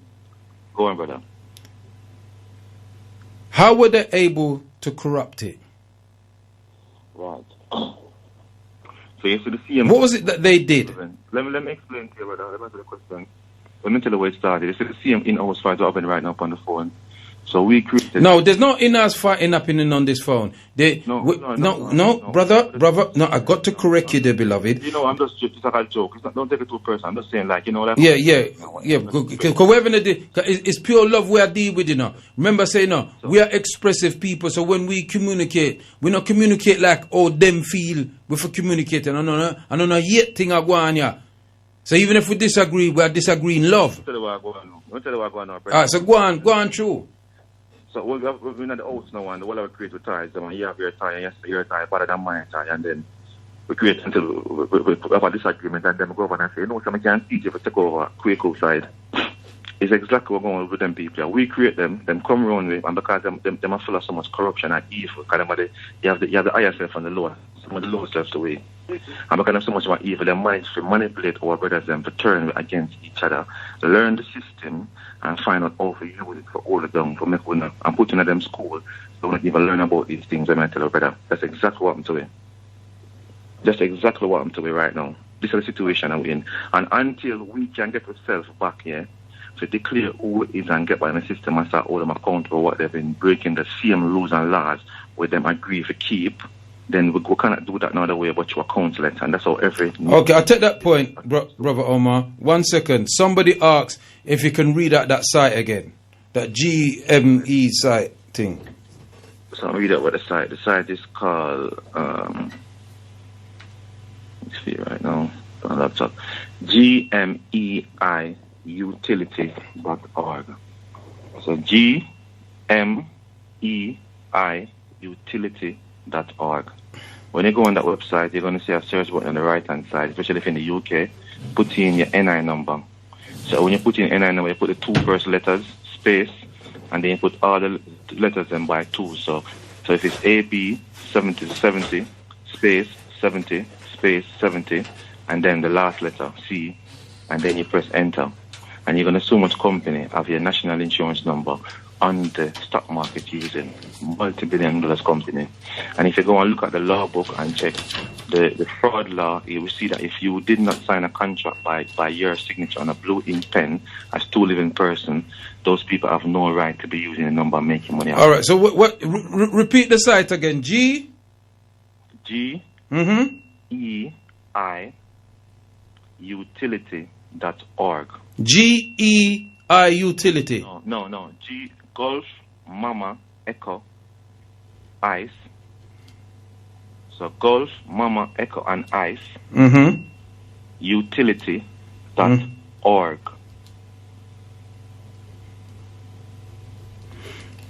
Yeah. So when you go in there and you see all these things, what you're supposed to do when you see that information? So more you put in first, they can see the information. Yeah, but when you see the information, take us through. You see the information, you see all these people them trading with this number that was given to you. What do you do next? So if you don't understand the law, you can legally get a lawyer and they can go and sue these people, shut down their company, and make them pay you back all the money they made from your number. So you have done that? Oh, brother, why you have to be like this, man? No, I'm just asking, King, because you say... No, I have not done it yet, brother, because I just learned about it and I'm sharing with the family, because the more of us go and look at it and attack it, then it's a make a better impact. So whatever I'm learning, I'm sharing with the family. Oh, so are you saying then what we should do? The more of us, and more impact it makes. Brother, I'm not arguing with you, King. I'm just asking questions, but it seems like you're getting upset about it. I can't understand why. But what am I trying to say to you, King? Brother, it's a funny question you ask me. No, it's not a funny question, because you see, you might over around circumference, radius, hectagon, triangle, parallelogram stand where you are deal with, but some of us don't. I am never ashamed to say I don't know something. Right. That's how I learn things. So. Right. My teacher taught me, always ask questions, because questions lead to answers. So if I don't know what you're talking about, and I don't in or around circumference, radius, hectagon, triangle, parallelogram, where you say, me have to ask a question, until me sure. You can't upset with me because me ask a question. Okay, brother. Yeah, you see me I deal with family. So that's how me I do. So what you're saying is that enough of us look at this thing and then we come together collectively and we collectively sue them, it'll have a better impact. Is that what you're saying? Most of them big companies across the world lock down by tomorrow because they can't be able to pay out. They can't be able to pay out. And that's when they can seize them assets. So all of us can actually go into a car mark like a Honda and just say, yo, we just want a car and them can't stop you. That's how powerful it is. Because then what they come with is fraud. All right. So we'll go up on this side. If enough of us, what's enough? 100, 1,000, 20,000 of us? Gonna say one cook a full bath, it starts from zero. That's the first one. So we just need to start. And I'm saying to you, when you go on this family, you're going to find it, you're going to see the companies that have been locked down and stop using number, or when stop using number. If they click on the company name, you're going to see the full address. The address, the all details, the name of them, the phone number, where them located. So you can actually get the information to give. Right. So when I get that information, yes, I get the information. This company, let's say this company is trading in Denmark, Sweden, France. Yeah, anywhere in the world, and them trading in say like coffee in my name. Yeah. Then I take it to a solicitor and say, look, these people are falsely using my name. Right. Yes. And then the solicitor now will know of, but the solicitor, will the solicitor work on pro bono? Because I mean, I have no money for paying a solicitor for sue them big company there. So, brother, you know the beautifulest thing about it is right now, yeah? As I said to you, we're creating this council for this. This is where the council come in. This is where a council is needed. And this is what the council is supposed to be doing on behalf of the people. You understand? You get all the information, you just make one big lawsuit on the whole of them and shut on the whole. But that's the question I did ask you before. If enough of us come together and we all do one big lawsuit on all of them, would that be better? That's the question I did ask you earlier. That would be better. That would be better because with a single man, you know them, you hold them accountable, right? And you write a letter or whatever, and then we go through them, go flag. But realistically, by law, when you put a lien against them like that, you use your name fraud. They're supposed to close on immediately because that's fraud. That's one of the commercial rules in law in when you're doing business. All right. If any business company use your signature fraudulently, they commit fraud. That's a big violation. It's supposed to be closed. Okay, all it there, beloved. All it there. I've got quite a few texts and WhatsApps, and I need to read them out because we have to involve the people in the WhatsApp, and some people I make some comments on the Facebook. So I'm gonna take about 5 minutes to read out all these things. Yeah. Okay, go on. Yeah. So everybody just bear with me. This just said the other thing that is not new. We sat down doing nothing about it. That's what that says. It says yes, you are right when you say a deeper, sinister thing is going on with these creatures who are not humans. The London Gazette is managed by HMSO, Her Majesty's Stationery Office, Question answered. GMEutility.org. That somebody send that in. Caller speaking too low. I think that's them talking about you, Brother Omar. Because you have a cool voice. It's a Brother Omar voice cool, you know. So them man, them no raise them voice too high, you know. Right. On the WhatsApp, them say, well, Prophet Kwaku, Omar defeat his own argument. A white man goes to court under common law and they still fine him. Like you said, unless we can defend ourselves, then common law or any other law will make no difference. That's what that say. This WhatsApp here says, yeah, you know, so this machine and right. I've been hearing the same thing for over 50 years. If people are waiting for a number of us to come together, I will be dead. I am doing my own thing. In my experience, black people will jump on the bus when it starts moving, but are not willing to put in the petrol. And that's coming from 351. Yeah, you're 351. You're frustrated. Me hear that. Greetings, Galaxy family. Can you please ask Russ O. Singh the bank account details for the Trenchtown Trust for the 20th of February for Reggae Industry Birmingham family? Yeah, so they want to make a contribution. So Russell Singh, if you can call back in and give us the bank details. Lock off all the call of them. Manners and respect, Prophet. 266. No, me love people them for us express themselves. Brother Omar may find that they are black-owned trusts that have been trading us on the stock market somewhere. Same way. So don't give up when our own try to fight you down, because some who look like us are also trading us. Very, very good point. 291. Please, do not ask our community to enter the NI number on the internet. Right. That was Brother Carl Grant. Could you call us in and tell us why? Right. Research it before doing. The truth about GAME Utility Index and your TDA account. And that's something on YouTube. Somebody said me. I can't see it on YouTube, so there you are. The system is not set up to her. Hello, Prophet. You started the first half hour of the show discussing well. I'm not sure what the topic is about. Straw man topic. Is this something that causes confusion, that this starts an argument? Nothing is new under the sun. It comes around again in a different form. Slighted, tweeted, we won't all agree, but one voice is important. Just saying. Not so sure. Prophet, doesn't the national insurance belong to them? They sent it to us, didn't they? Does it belong to us? And that's coming from Sister V. Big up yourself, Sister V. Risings. Both Omar and O'Shane are saying the same thing, but from separate perspectives. That's the confusion Massa set them. Rasho Singh is naturally correct.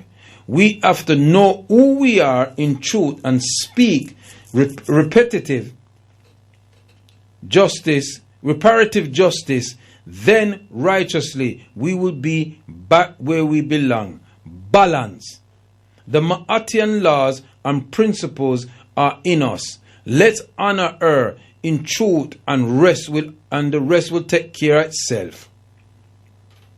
I am a natural human being. I do not need a synthetic vaccine to cure a synthetic virus. The virus is not naturally occurring. I'll take my chances. Ashe. Risings. To get the stock money, is that before you change your English name for a Turkish one or after? And that's coming from Nene Kutu the First. How do the companies use our NI and profit from it? Very good question. Maybe Brother Omar can answer that when I finish reading out the rest of these ones. All that he is talking about come right back to the modern European laws. And that's coming from the Griat Kana. In support of what Brother Icon is saying, it isn't just about suing the company or companies, trading using your details. It is also about coming together and knowing the law, the truth, so as to bring a lawsuit and close down these corporations. Well, sorry, on, but Brother Carl Grant is calling in. And Brother Carl Grant, just hold on there, and Brother Carl, let me... Brother Kwaku? 1 second, please. I was just going to say, can I just say something and then... No, you can't. Leave the conversation? No, you can't. You're going to have to wait, sis. Please. A text person asks a question, and I want to give Brother Omar the opportunity to answer it. So if you don't mind, and then you can come back, and then I'll let Brother Carl. Am I allowed to do that? Yes, my brother. Okay, thank you. Brother Omar, can you answer that question? How do they use our NI number to make money? Oh, really? Yeah, answer that one. But just another question, very interesting question. You know what? Boy, how did they put us into slavery to our birth certificate? How did they make us and told us that when they were 16 in the UK must have a national insurance? Brother Omar, you need to speak. I know you got that calm, cool voice, but I think you need to raise it a bit because we're having problems hearing what you're saying, beloved. Okay, can you hear me now? Yeah, that's better, King. How did they make you up a birth certificate? How did they make you have a national insurance that you need to use when you need to go to have a job? How did they tell that you need to have a passport with a visa to fly to another country? So when you're going to ask how did they put your number on the stock market, if I'm listen to me, they control all of that. But that's not the point. We're always looking at the picture the wrong way. The point is that the system is set that this number controls you, which is a trauma which you don't want to hear about, which you're a dead person in their eyes, and that's the number they use to make money. Because we are the money. The people are the money. Yeah, when you put your name and your signature on anything at all, that's when corporation makes money off of it without a person putting a signature in. And that's how they use their national insurance to do that, family. So whatever I'm saying to you, just go and read about it. Don't take my word. That's why I give you the information for you to read about it. I know brother calls and saying we shouldn't put a number on this, but that's what I'm saying to you. Whenever we're trying to get the information to the people, sometimes we push it before it gets in the way. I'm keep going back on. Yeah, but Brother Omar, with due respect.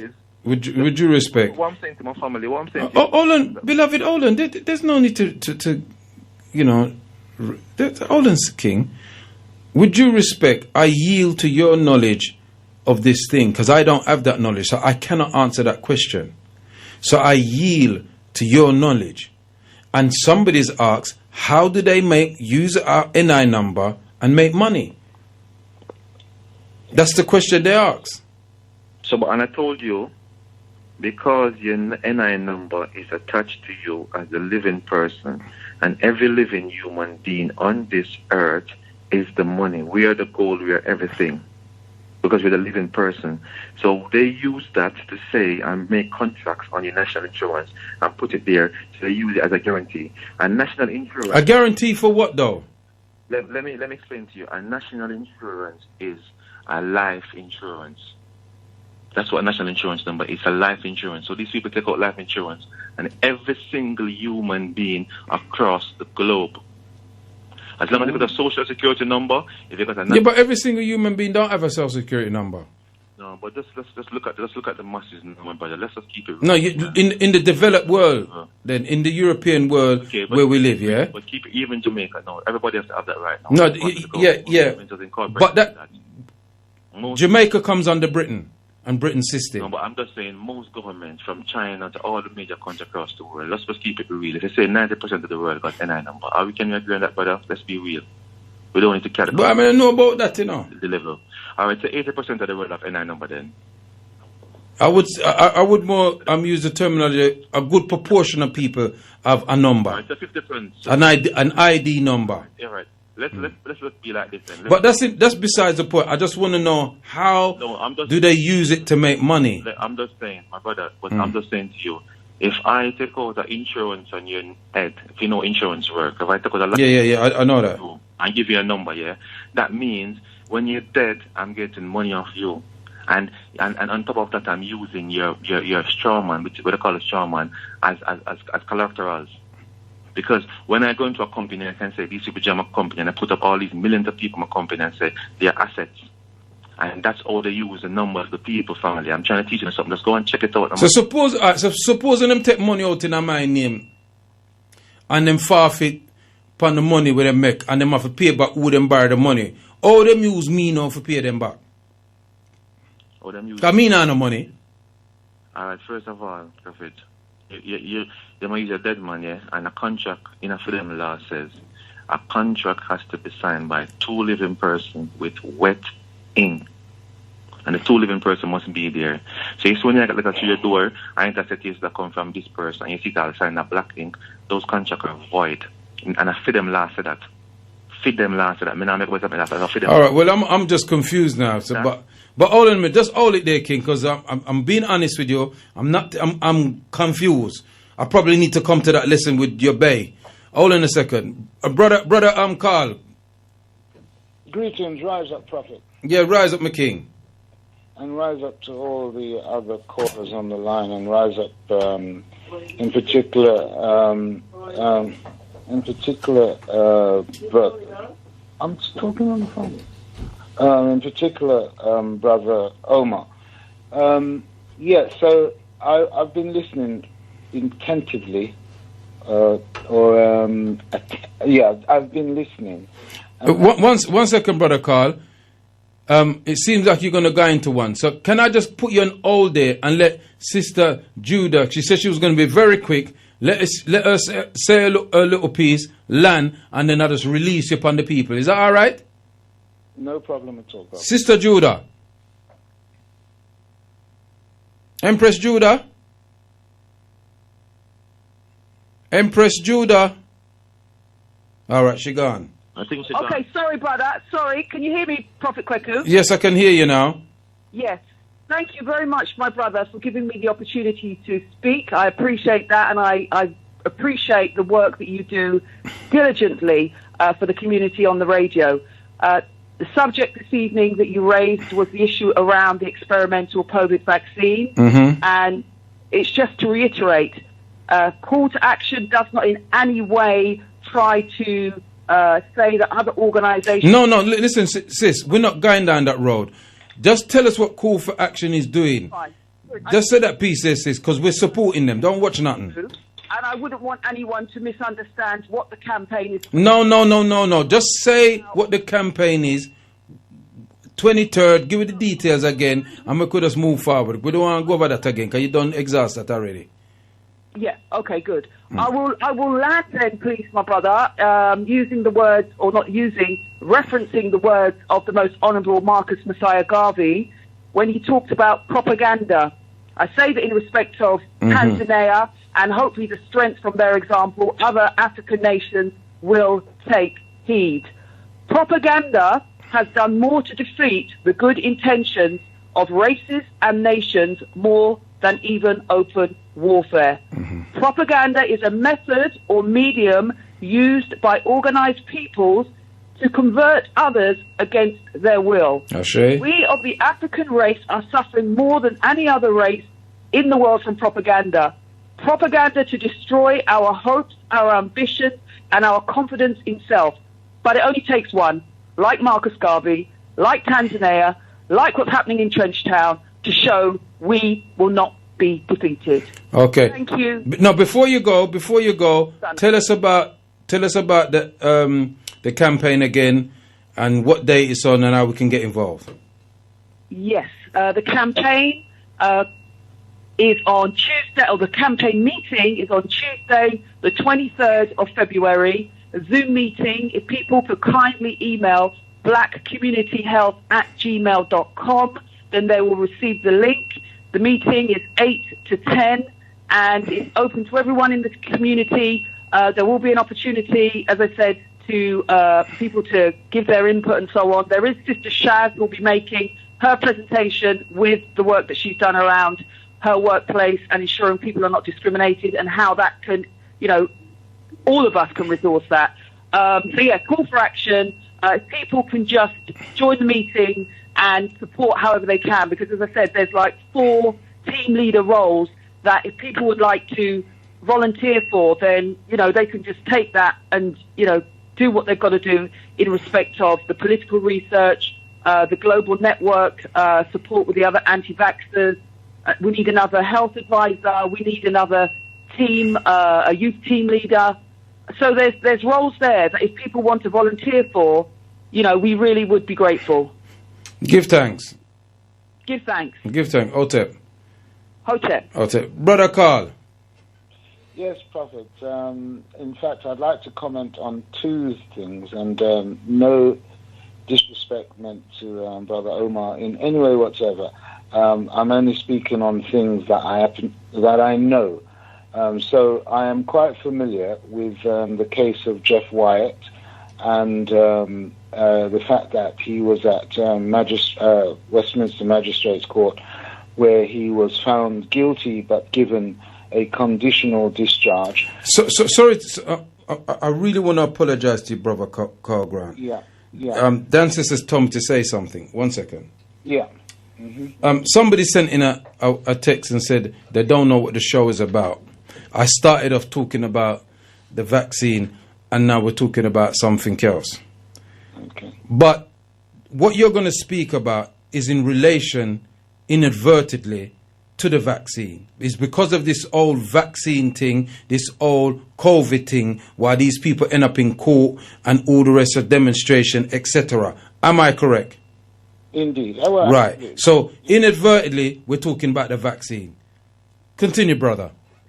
Okay, so basically, Brother Omar was making reference to the fact that this white man, Jeff Wyatt, was taken to court and prosecuted for gathering more than 2 at Speaker's Corner, and he basically said that he used the common law argument in court, and they ignored him and found him guilty and leveled a conditional discharge, but court costs of up to £600 on him. That is quite correct. However, I think Brother Omar was saying, they don't take any notice of their own people, and therefore, we shouldn't expect them to take any notice of us.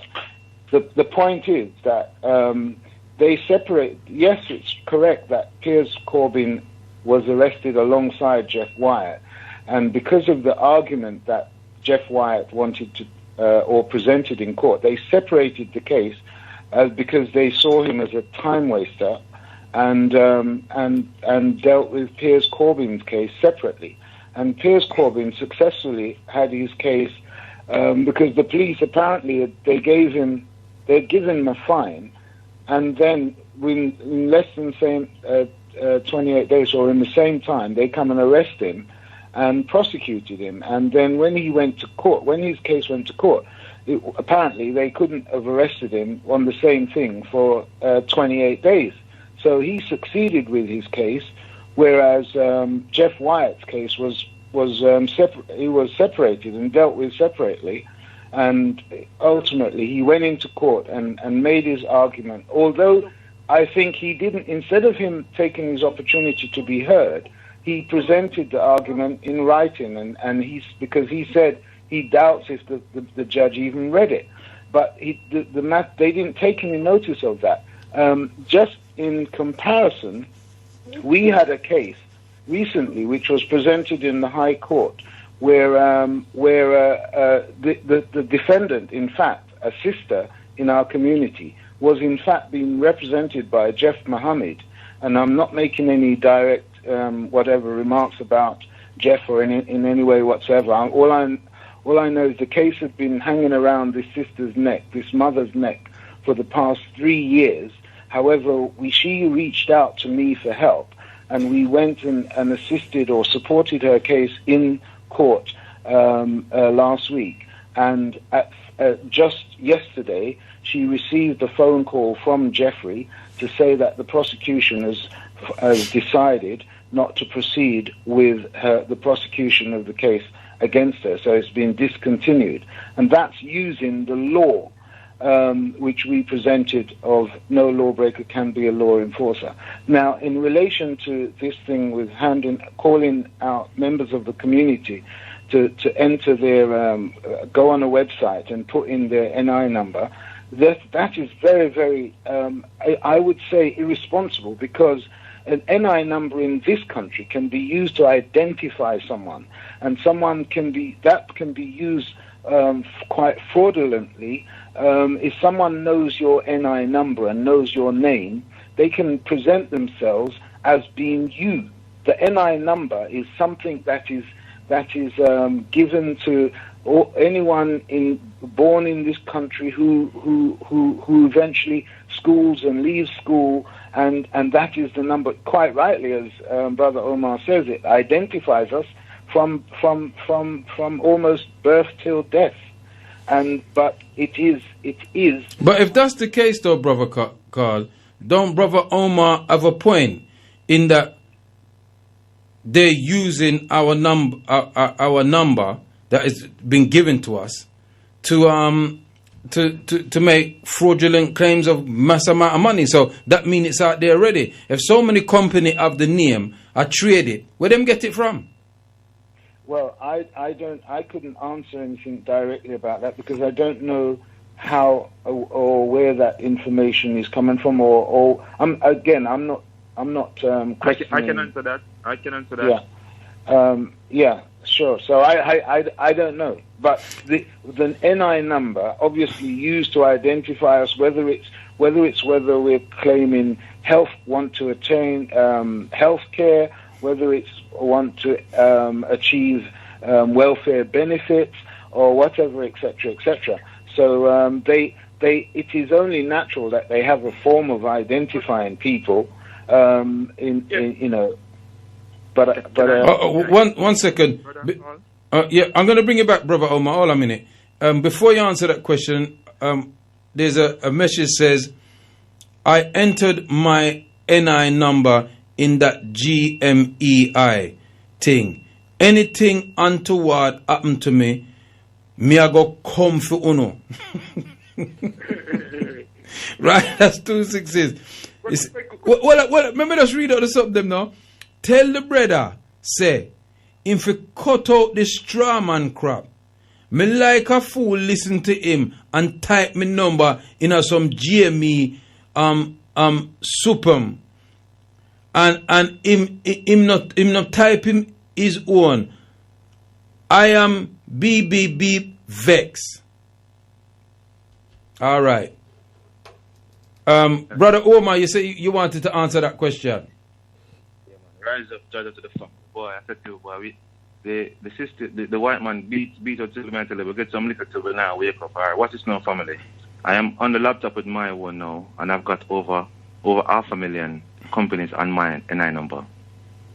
Over 500,000. 500,000 companies? Over 500,000 companies is on my NI number right now. And I've been on this from last 2 weeks now. I've been on this. So listen, what Brother Carl is, let me just what Brother Carl says, first of all, yeah. Brother Carl said, I'm being reckless to tell the community to do this, and he kind of counteract himself, because you bring it beautifully, Prophet. If this is so private and it's a number that people can fraud us here, why does 500,000 company have my NI number using? Tell me that, if it's so private. So. No, hold on, brother, quick. Could I just say something there quickly to Yeah, Brother Ade. Let Brother Ade come in quickly. Go on, Brother Ade. Yeah, I mean, the National Health Service, you have a number. That's different from the NI. Oh, yeah. The National Health Service. I've got it while I'm on the... But it's a different thing we're talking about now. We're talking about the national NI number. The NI number, or your Social Security number, or in Jamaica, they call it TRA number. Same number. I don't know what they call it in China, or what they call it in... what they call it, Brother Ade, what do they call that number in Nigeria? In Nigeria. basically just working is just working number. Working number. I've got one, but it's only 6 digits. You know, that gives me the right. So it's called a working number. Yeah, it's a working number. You have to be called double N number. It's probably called double N number then. Double N number. Yeah. So let me ask you this, brother. When the children in say Nigeria reach 18, do they give them a number that they need to use to when they start to work, when they want to go to start working to show tax? What's that number called? Where you show tax on? What they use this to access everything. You know, first to work. What number do they use to show tax on? Is that same number, yeah? Working number, yeah? Yeah, the same number. Yeah, the working number. Okay, all right. So the same number. So hold on, brother. Let me just finish this point now. So first of what Brother Carl is saying. So Brother Carl, if I am telling you right now, I've got over 500,000 company, yeah? Nearly 500,000 company. Over 500,000, yeah. 520,000, yeah. Yeah. So how is that possible? This number is so perfect. And then the world that we're living in right now, these people listening to us on the phone, they're watching us through the TV. What kind of private life? We've got no private life. So we need to get up and start doing what we need to do. So hold on. So you have 500,000 people. So where I do now? No, you find that. You see, me I see him start standing ask me some funny question again. Brother, I'm just bringing the knowledge and I'm studying. All right. Stop it there. As one of the brother Carl. Please, with due respect, Brother Omar, stop it there, please. Thank you very much. Hold on. Give thanks. Hold on. Yeah.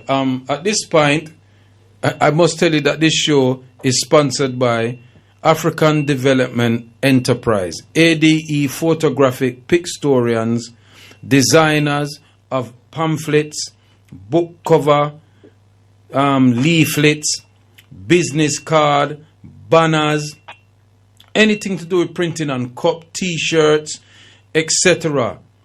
You can find them at 48 Riley and Peckham, Southeast 15, 5BY. If you want an item to do any designing for you, you just you want an item to take your wedding photos or any kind of get-together thing, documentation, once this thing is all over, the number to call is 07930 875-012. Yeah? So, Brother Kwame. Can I answer one question that the brother asked again? One more question. I just remember Brother Kwaku. Yeah, I'll ask you one more question. The brother is asked about, he was saying, I was talking about the common law, I conjured myself when I said that. The brother. I'll tell you what I'm going to do, Brother Omar. I'll tell you what I'm going to do. Can I answer the question? Now, 1 second, beloved. What I'm going to do, I'm going to take a show because I want to learn about this thing. And I'm going to make you come in the studio, Brother Carl, and somebody, and I'll give you 3 hours on my show to discuss this thing. Yeah? Because you just you chat it on for your show and everybody, you're coming like, brother, wave name again, with the co-op. Brother Akram. Yeah, you're coming like Brother Akram now. You're going to kill me with that. So what I'm saying to you, I'm going to give you 3 hours to have debate in here. I'll bring people and we'll talk about this thing and see how we can deal with it. Yeah? Alright, but like I will love people. Yeah, well, it's love me I deal with still, but right. Me only have 20 minutes, 25 minutes go. Me I done dead pan 12. Me not stay no longer. Because me forgot market. Family, not common law, sovereignty law. We need to get to. Yeah. Well, whatever law is, as far as me concerned, gringo law, but that's immaterial. Brother Kwame, your time. Oh, Brother Kwame, hold on there. Brother Kwame, your time. Oh, take Brother Kwame. As only man a call for talk, when we pulling in, it's like we don't chat. Yeah, man, greetings. Yeah, turn up your phone. Take your phone off wait name and talking at the mic so people can't hear you. Can I talk like on far away? Right, can you hear me now? That's better. Right, we give thanks. Yeah, I wanted to get to a point to ask the sister, or even to Russell Shaw's sister, right? Now, in terms of this vaccination thing, right?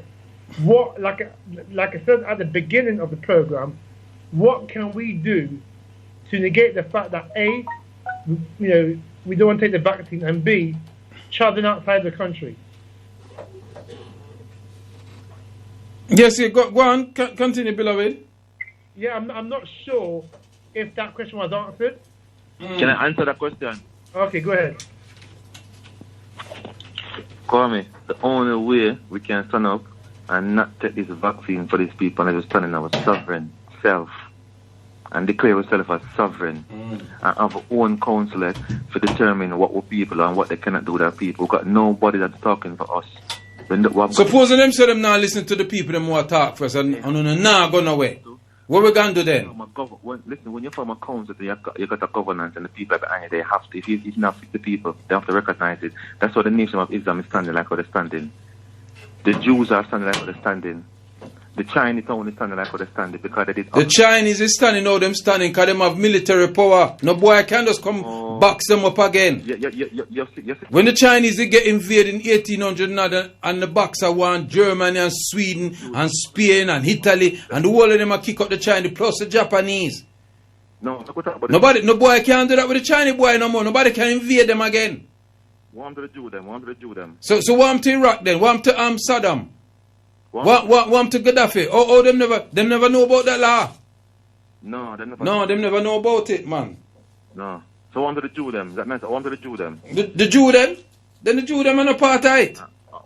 No, so I say, how come somebody not trouble them? And them not a soldier, you walk up and watch them people. You know, see Israel have nuclear weapon and all kind of thing. But you think I saw so, sir?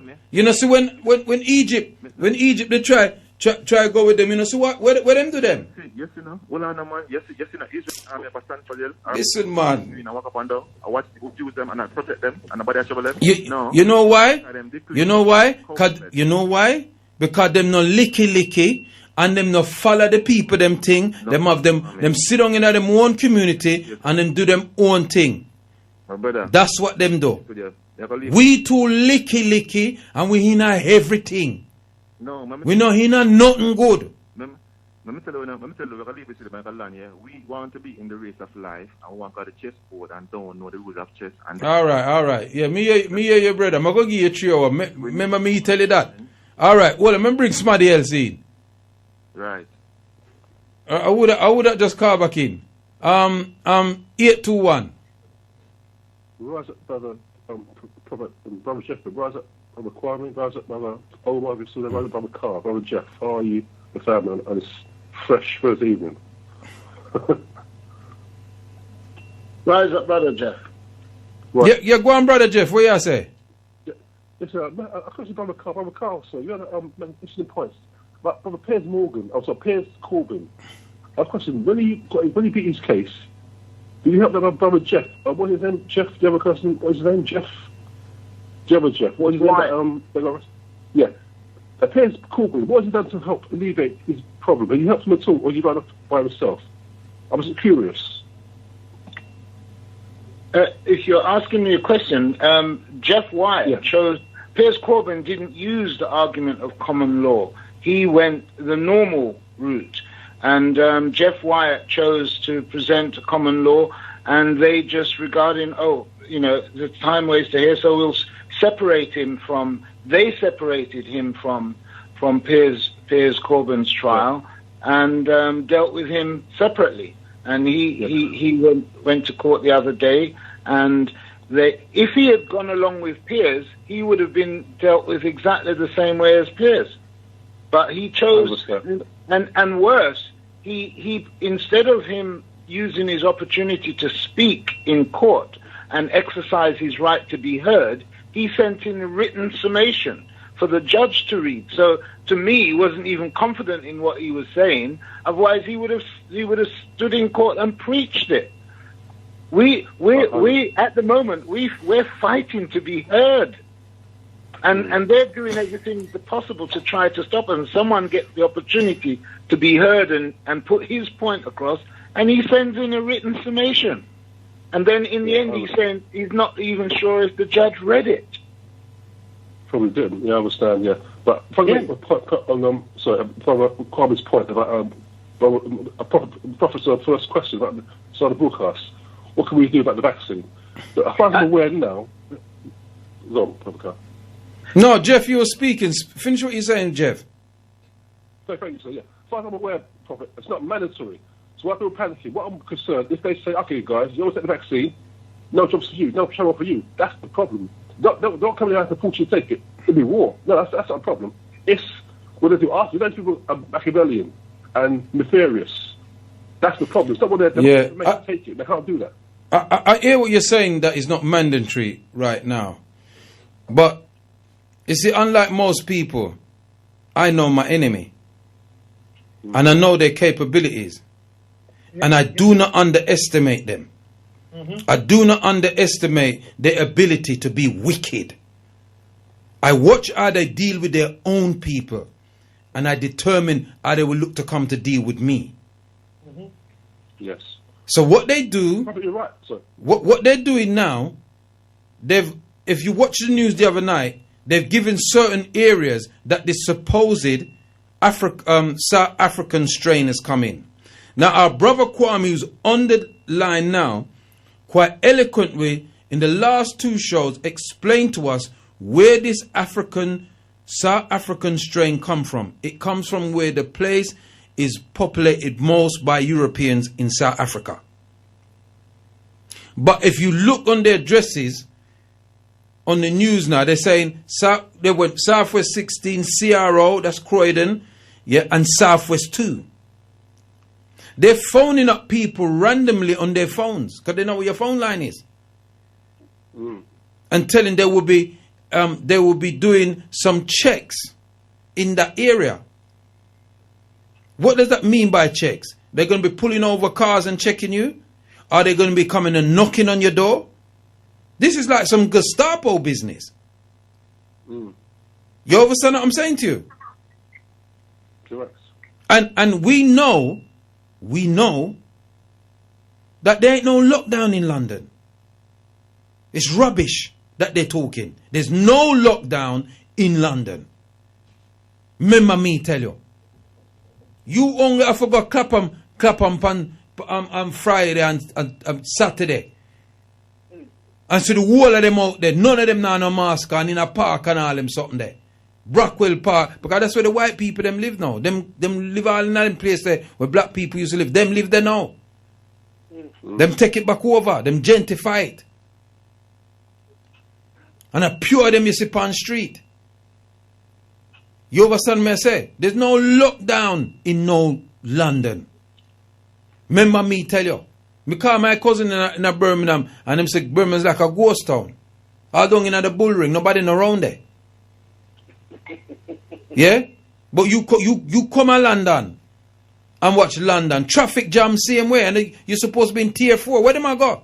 The only people supposed to be out there if there's a true lockdown is people who's working. Yeah. We have to travel to go work. You still have traffic jam. Streatham High Road. Brixton High Road.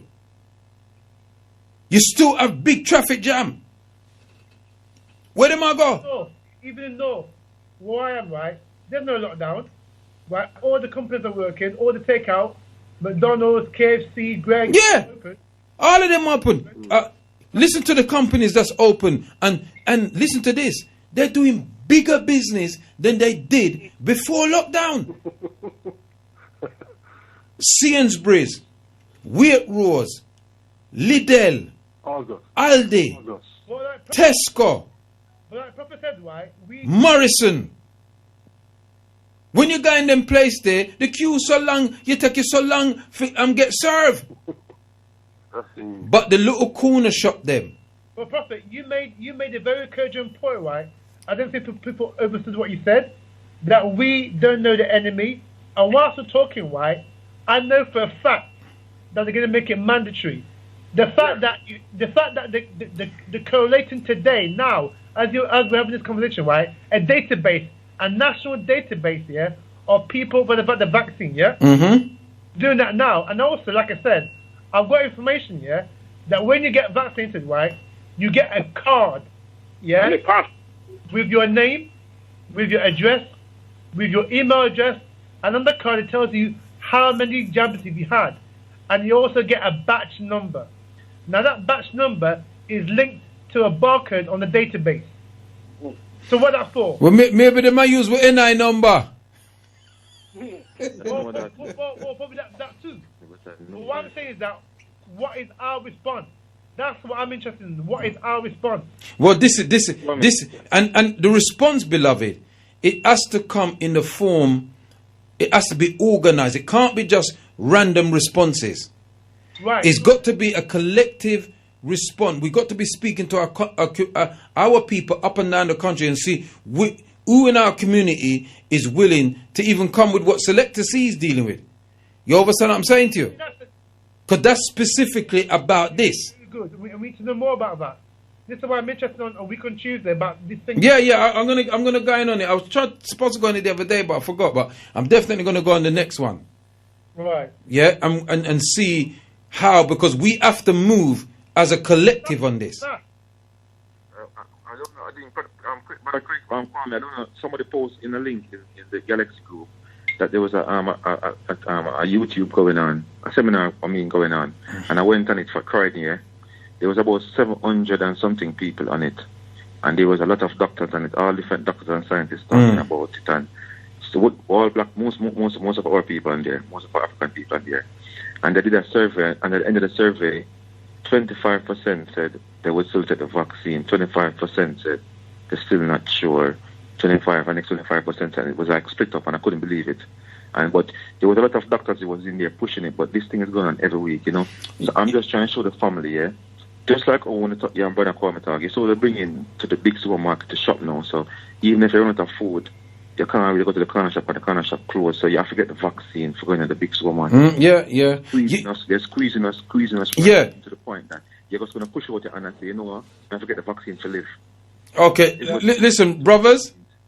Can I interject? No, 1 second. What's it? 1 second.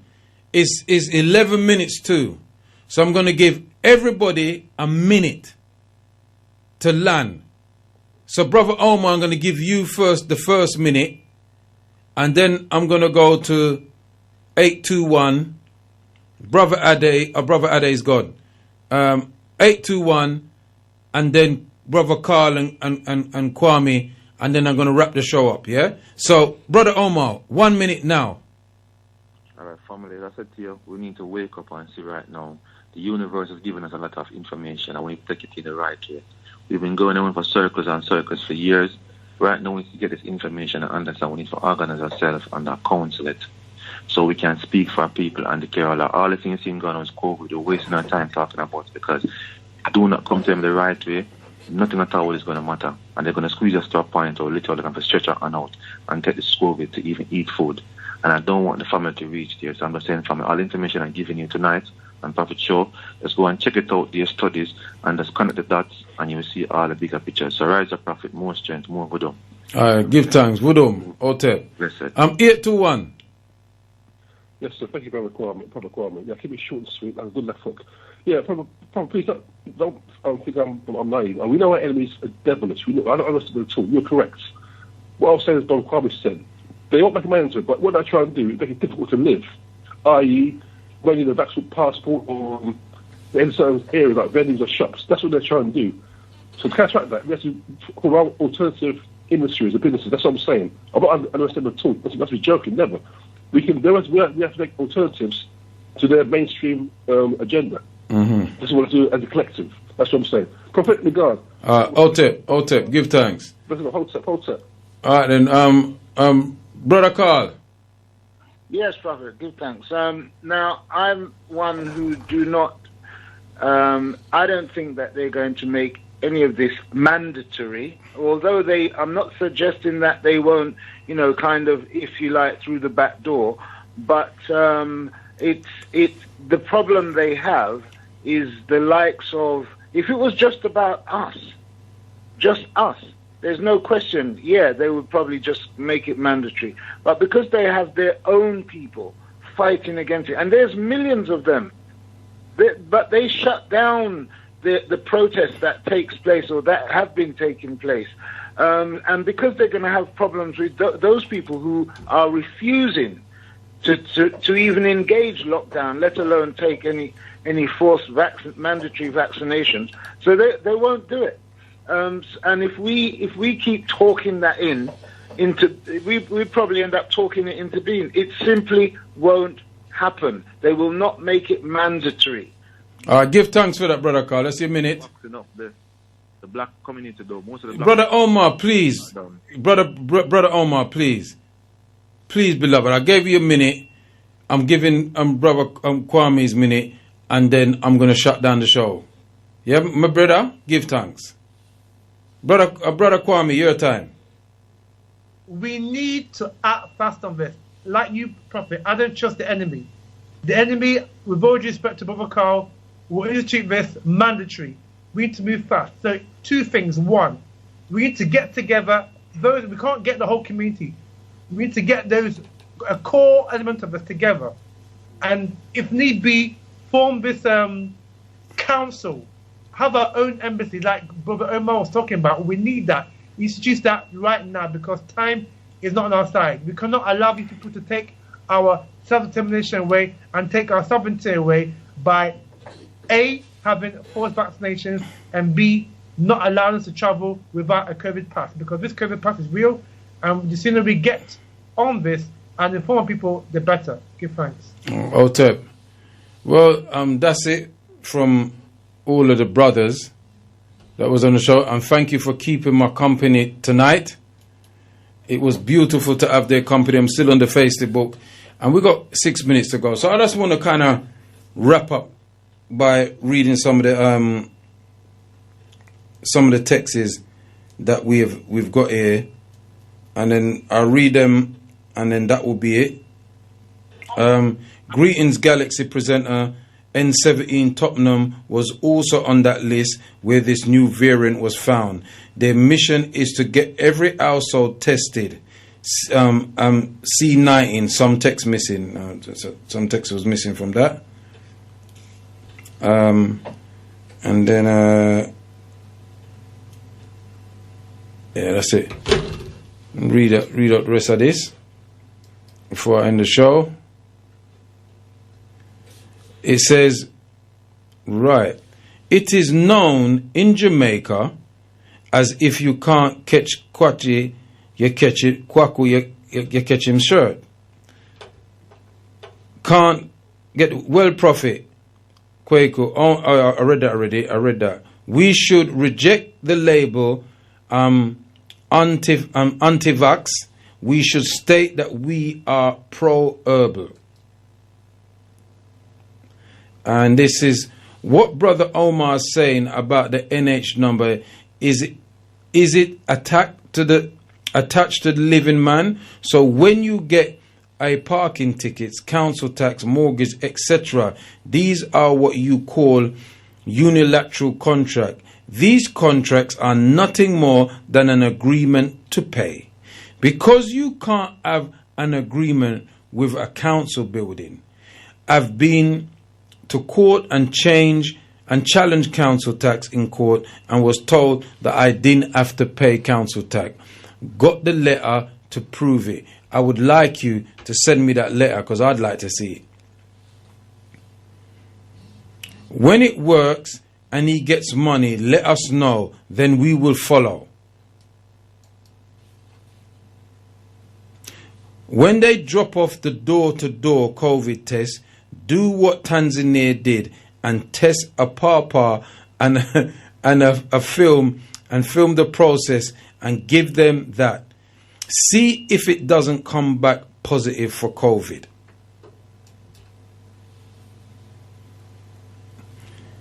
And that's the last text. Also, and one more time, call to action, 8 p.m. to 10 p.m. the 23rd of this month, 2021. No COVID pandemic vaccine. And you just email blackcommunityhealth@gmail.com. That's blackcommunityhealth@gmail.com.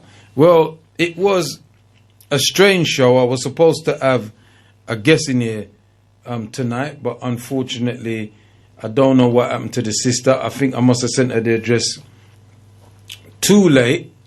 Apologies. But what I would say is that It was a quite interesting show, kept me awake, at least. But we must look and learn from history. Already, you cannot travel anywhere if you don't have the test. That's the first thing. So they're already trying this out. If you don't have the test, and places that we as black people is going, they're saying to us that we, even our own islands where we're going back to, they don't even check for us, some of them islands. I just feel that way. We have to take a test and then we have to quarantine when we go out there. So that's the first thing. The next thing is going to be you're going to have the vaccine or you can't come to our country. That's the next thing that's going to happen. I actually guarantee. I know what Brother Carl Grant is saying, don't talk it in and things like that, but I'm only going by what I can see. And already you have to have a test if you want to travel. If you can travel, because nobody can travel here right now. And then I tell people upon the news, don't even bother book summer holiday. Excuse me, because that now got happen. You understand me? So I know me I make you up. I feed them law. I that them I do. Also, they've said that them have a variant from South Africa, but them have a variant from Kent. Where in a Kent this variant come from? How it come about? How it reached down in a Kent? So it left Wuhan, gone around the world and end up down in a Kent. We have to be very vigilant, people, about these people who they have the freedom to fly around the planet, to go to different parts of the planet because of their paper money, their wealth, and create things, and then come and poison other people with it. And we, the poor people of the planet, yeah? We, the poor people of the planet, little people them was doing their little job and thing like, I want to go and have a little break, can't have a break now, because these rich people, these people that are all the higher echelons of society are dictating what we do. How we do it, when we do it, and where. And they bring these little things in. Because COVID is not a naturally made virus. Some can, in a laboratory, effed about with nature and start doing their grafted, their Frankenstein shit. That's what's going on here. Frankenstein stuff that's going on. So I'm telling you, people, beware of these people bearing gifts. For those of you who want to take the vaccine, that's your thing. For those of you who don't want to take it, that's also your thing. What I would say to you, people, boost up your immune system. Vitamin D, C, B+. Lots of lemon and lime. You understand what I'm saying? And get rest. You understand me? You've been in tune to the Newbie Informed People's Talk Show. I've got 2 more texts to read out. I would also like to know, what about not paying council tax? And then this text here, last one. And we have to pay the test. It said, that's the most insulting thing, is all to make money off the whole world and put us in debt. And that is it. That is it. I don't think it's to make money. Money is a means that they use to trade stuff. But it's about controlling the resources. I've enjoyed the show. It was a beautiful show. I enjoyed it. I enjoyed all the contributions. I didn't agree with all of them. But hey, I enjoyed it anyway. See? So, I just want to play one of my old favorite Sugar Minott tune. Yeah? And say, Itepe Ineke Jea Senebe. Divine peace, long life, stability, good health, and as I must tracking, as I say in Star Trek, live long and prosper. Beware, people, watch out, because COVID is about. So Babylon a mash up with life. Babylon does a mash up with life. Them a mash up with life with them COVID. Them disease. We live in Babylon, you know, sir. The Facebook people, I have to let them go now. Starvation. I'm going to try mash up with life, you know. Give thanks. You want Brother Alkaline number? It's there on my phone, but I use my phone for up on the Facebook. If you have my number, just call me. Is it Keckles? Yokta? Just call me. I mean, after the show, just call me. I'm going to lock off of Facebook. Facebook people, everybody, may the ancestors be with you. Hotel.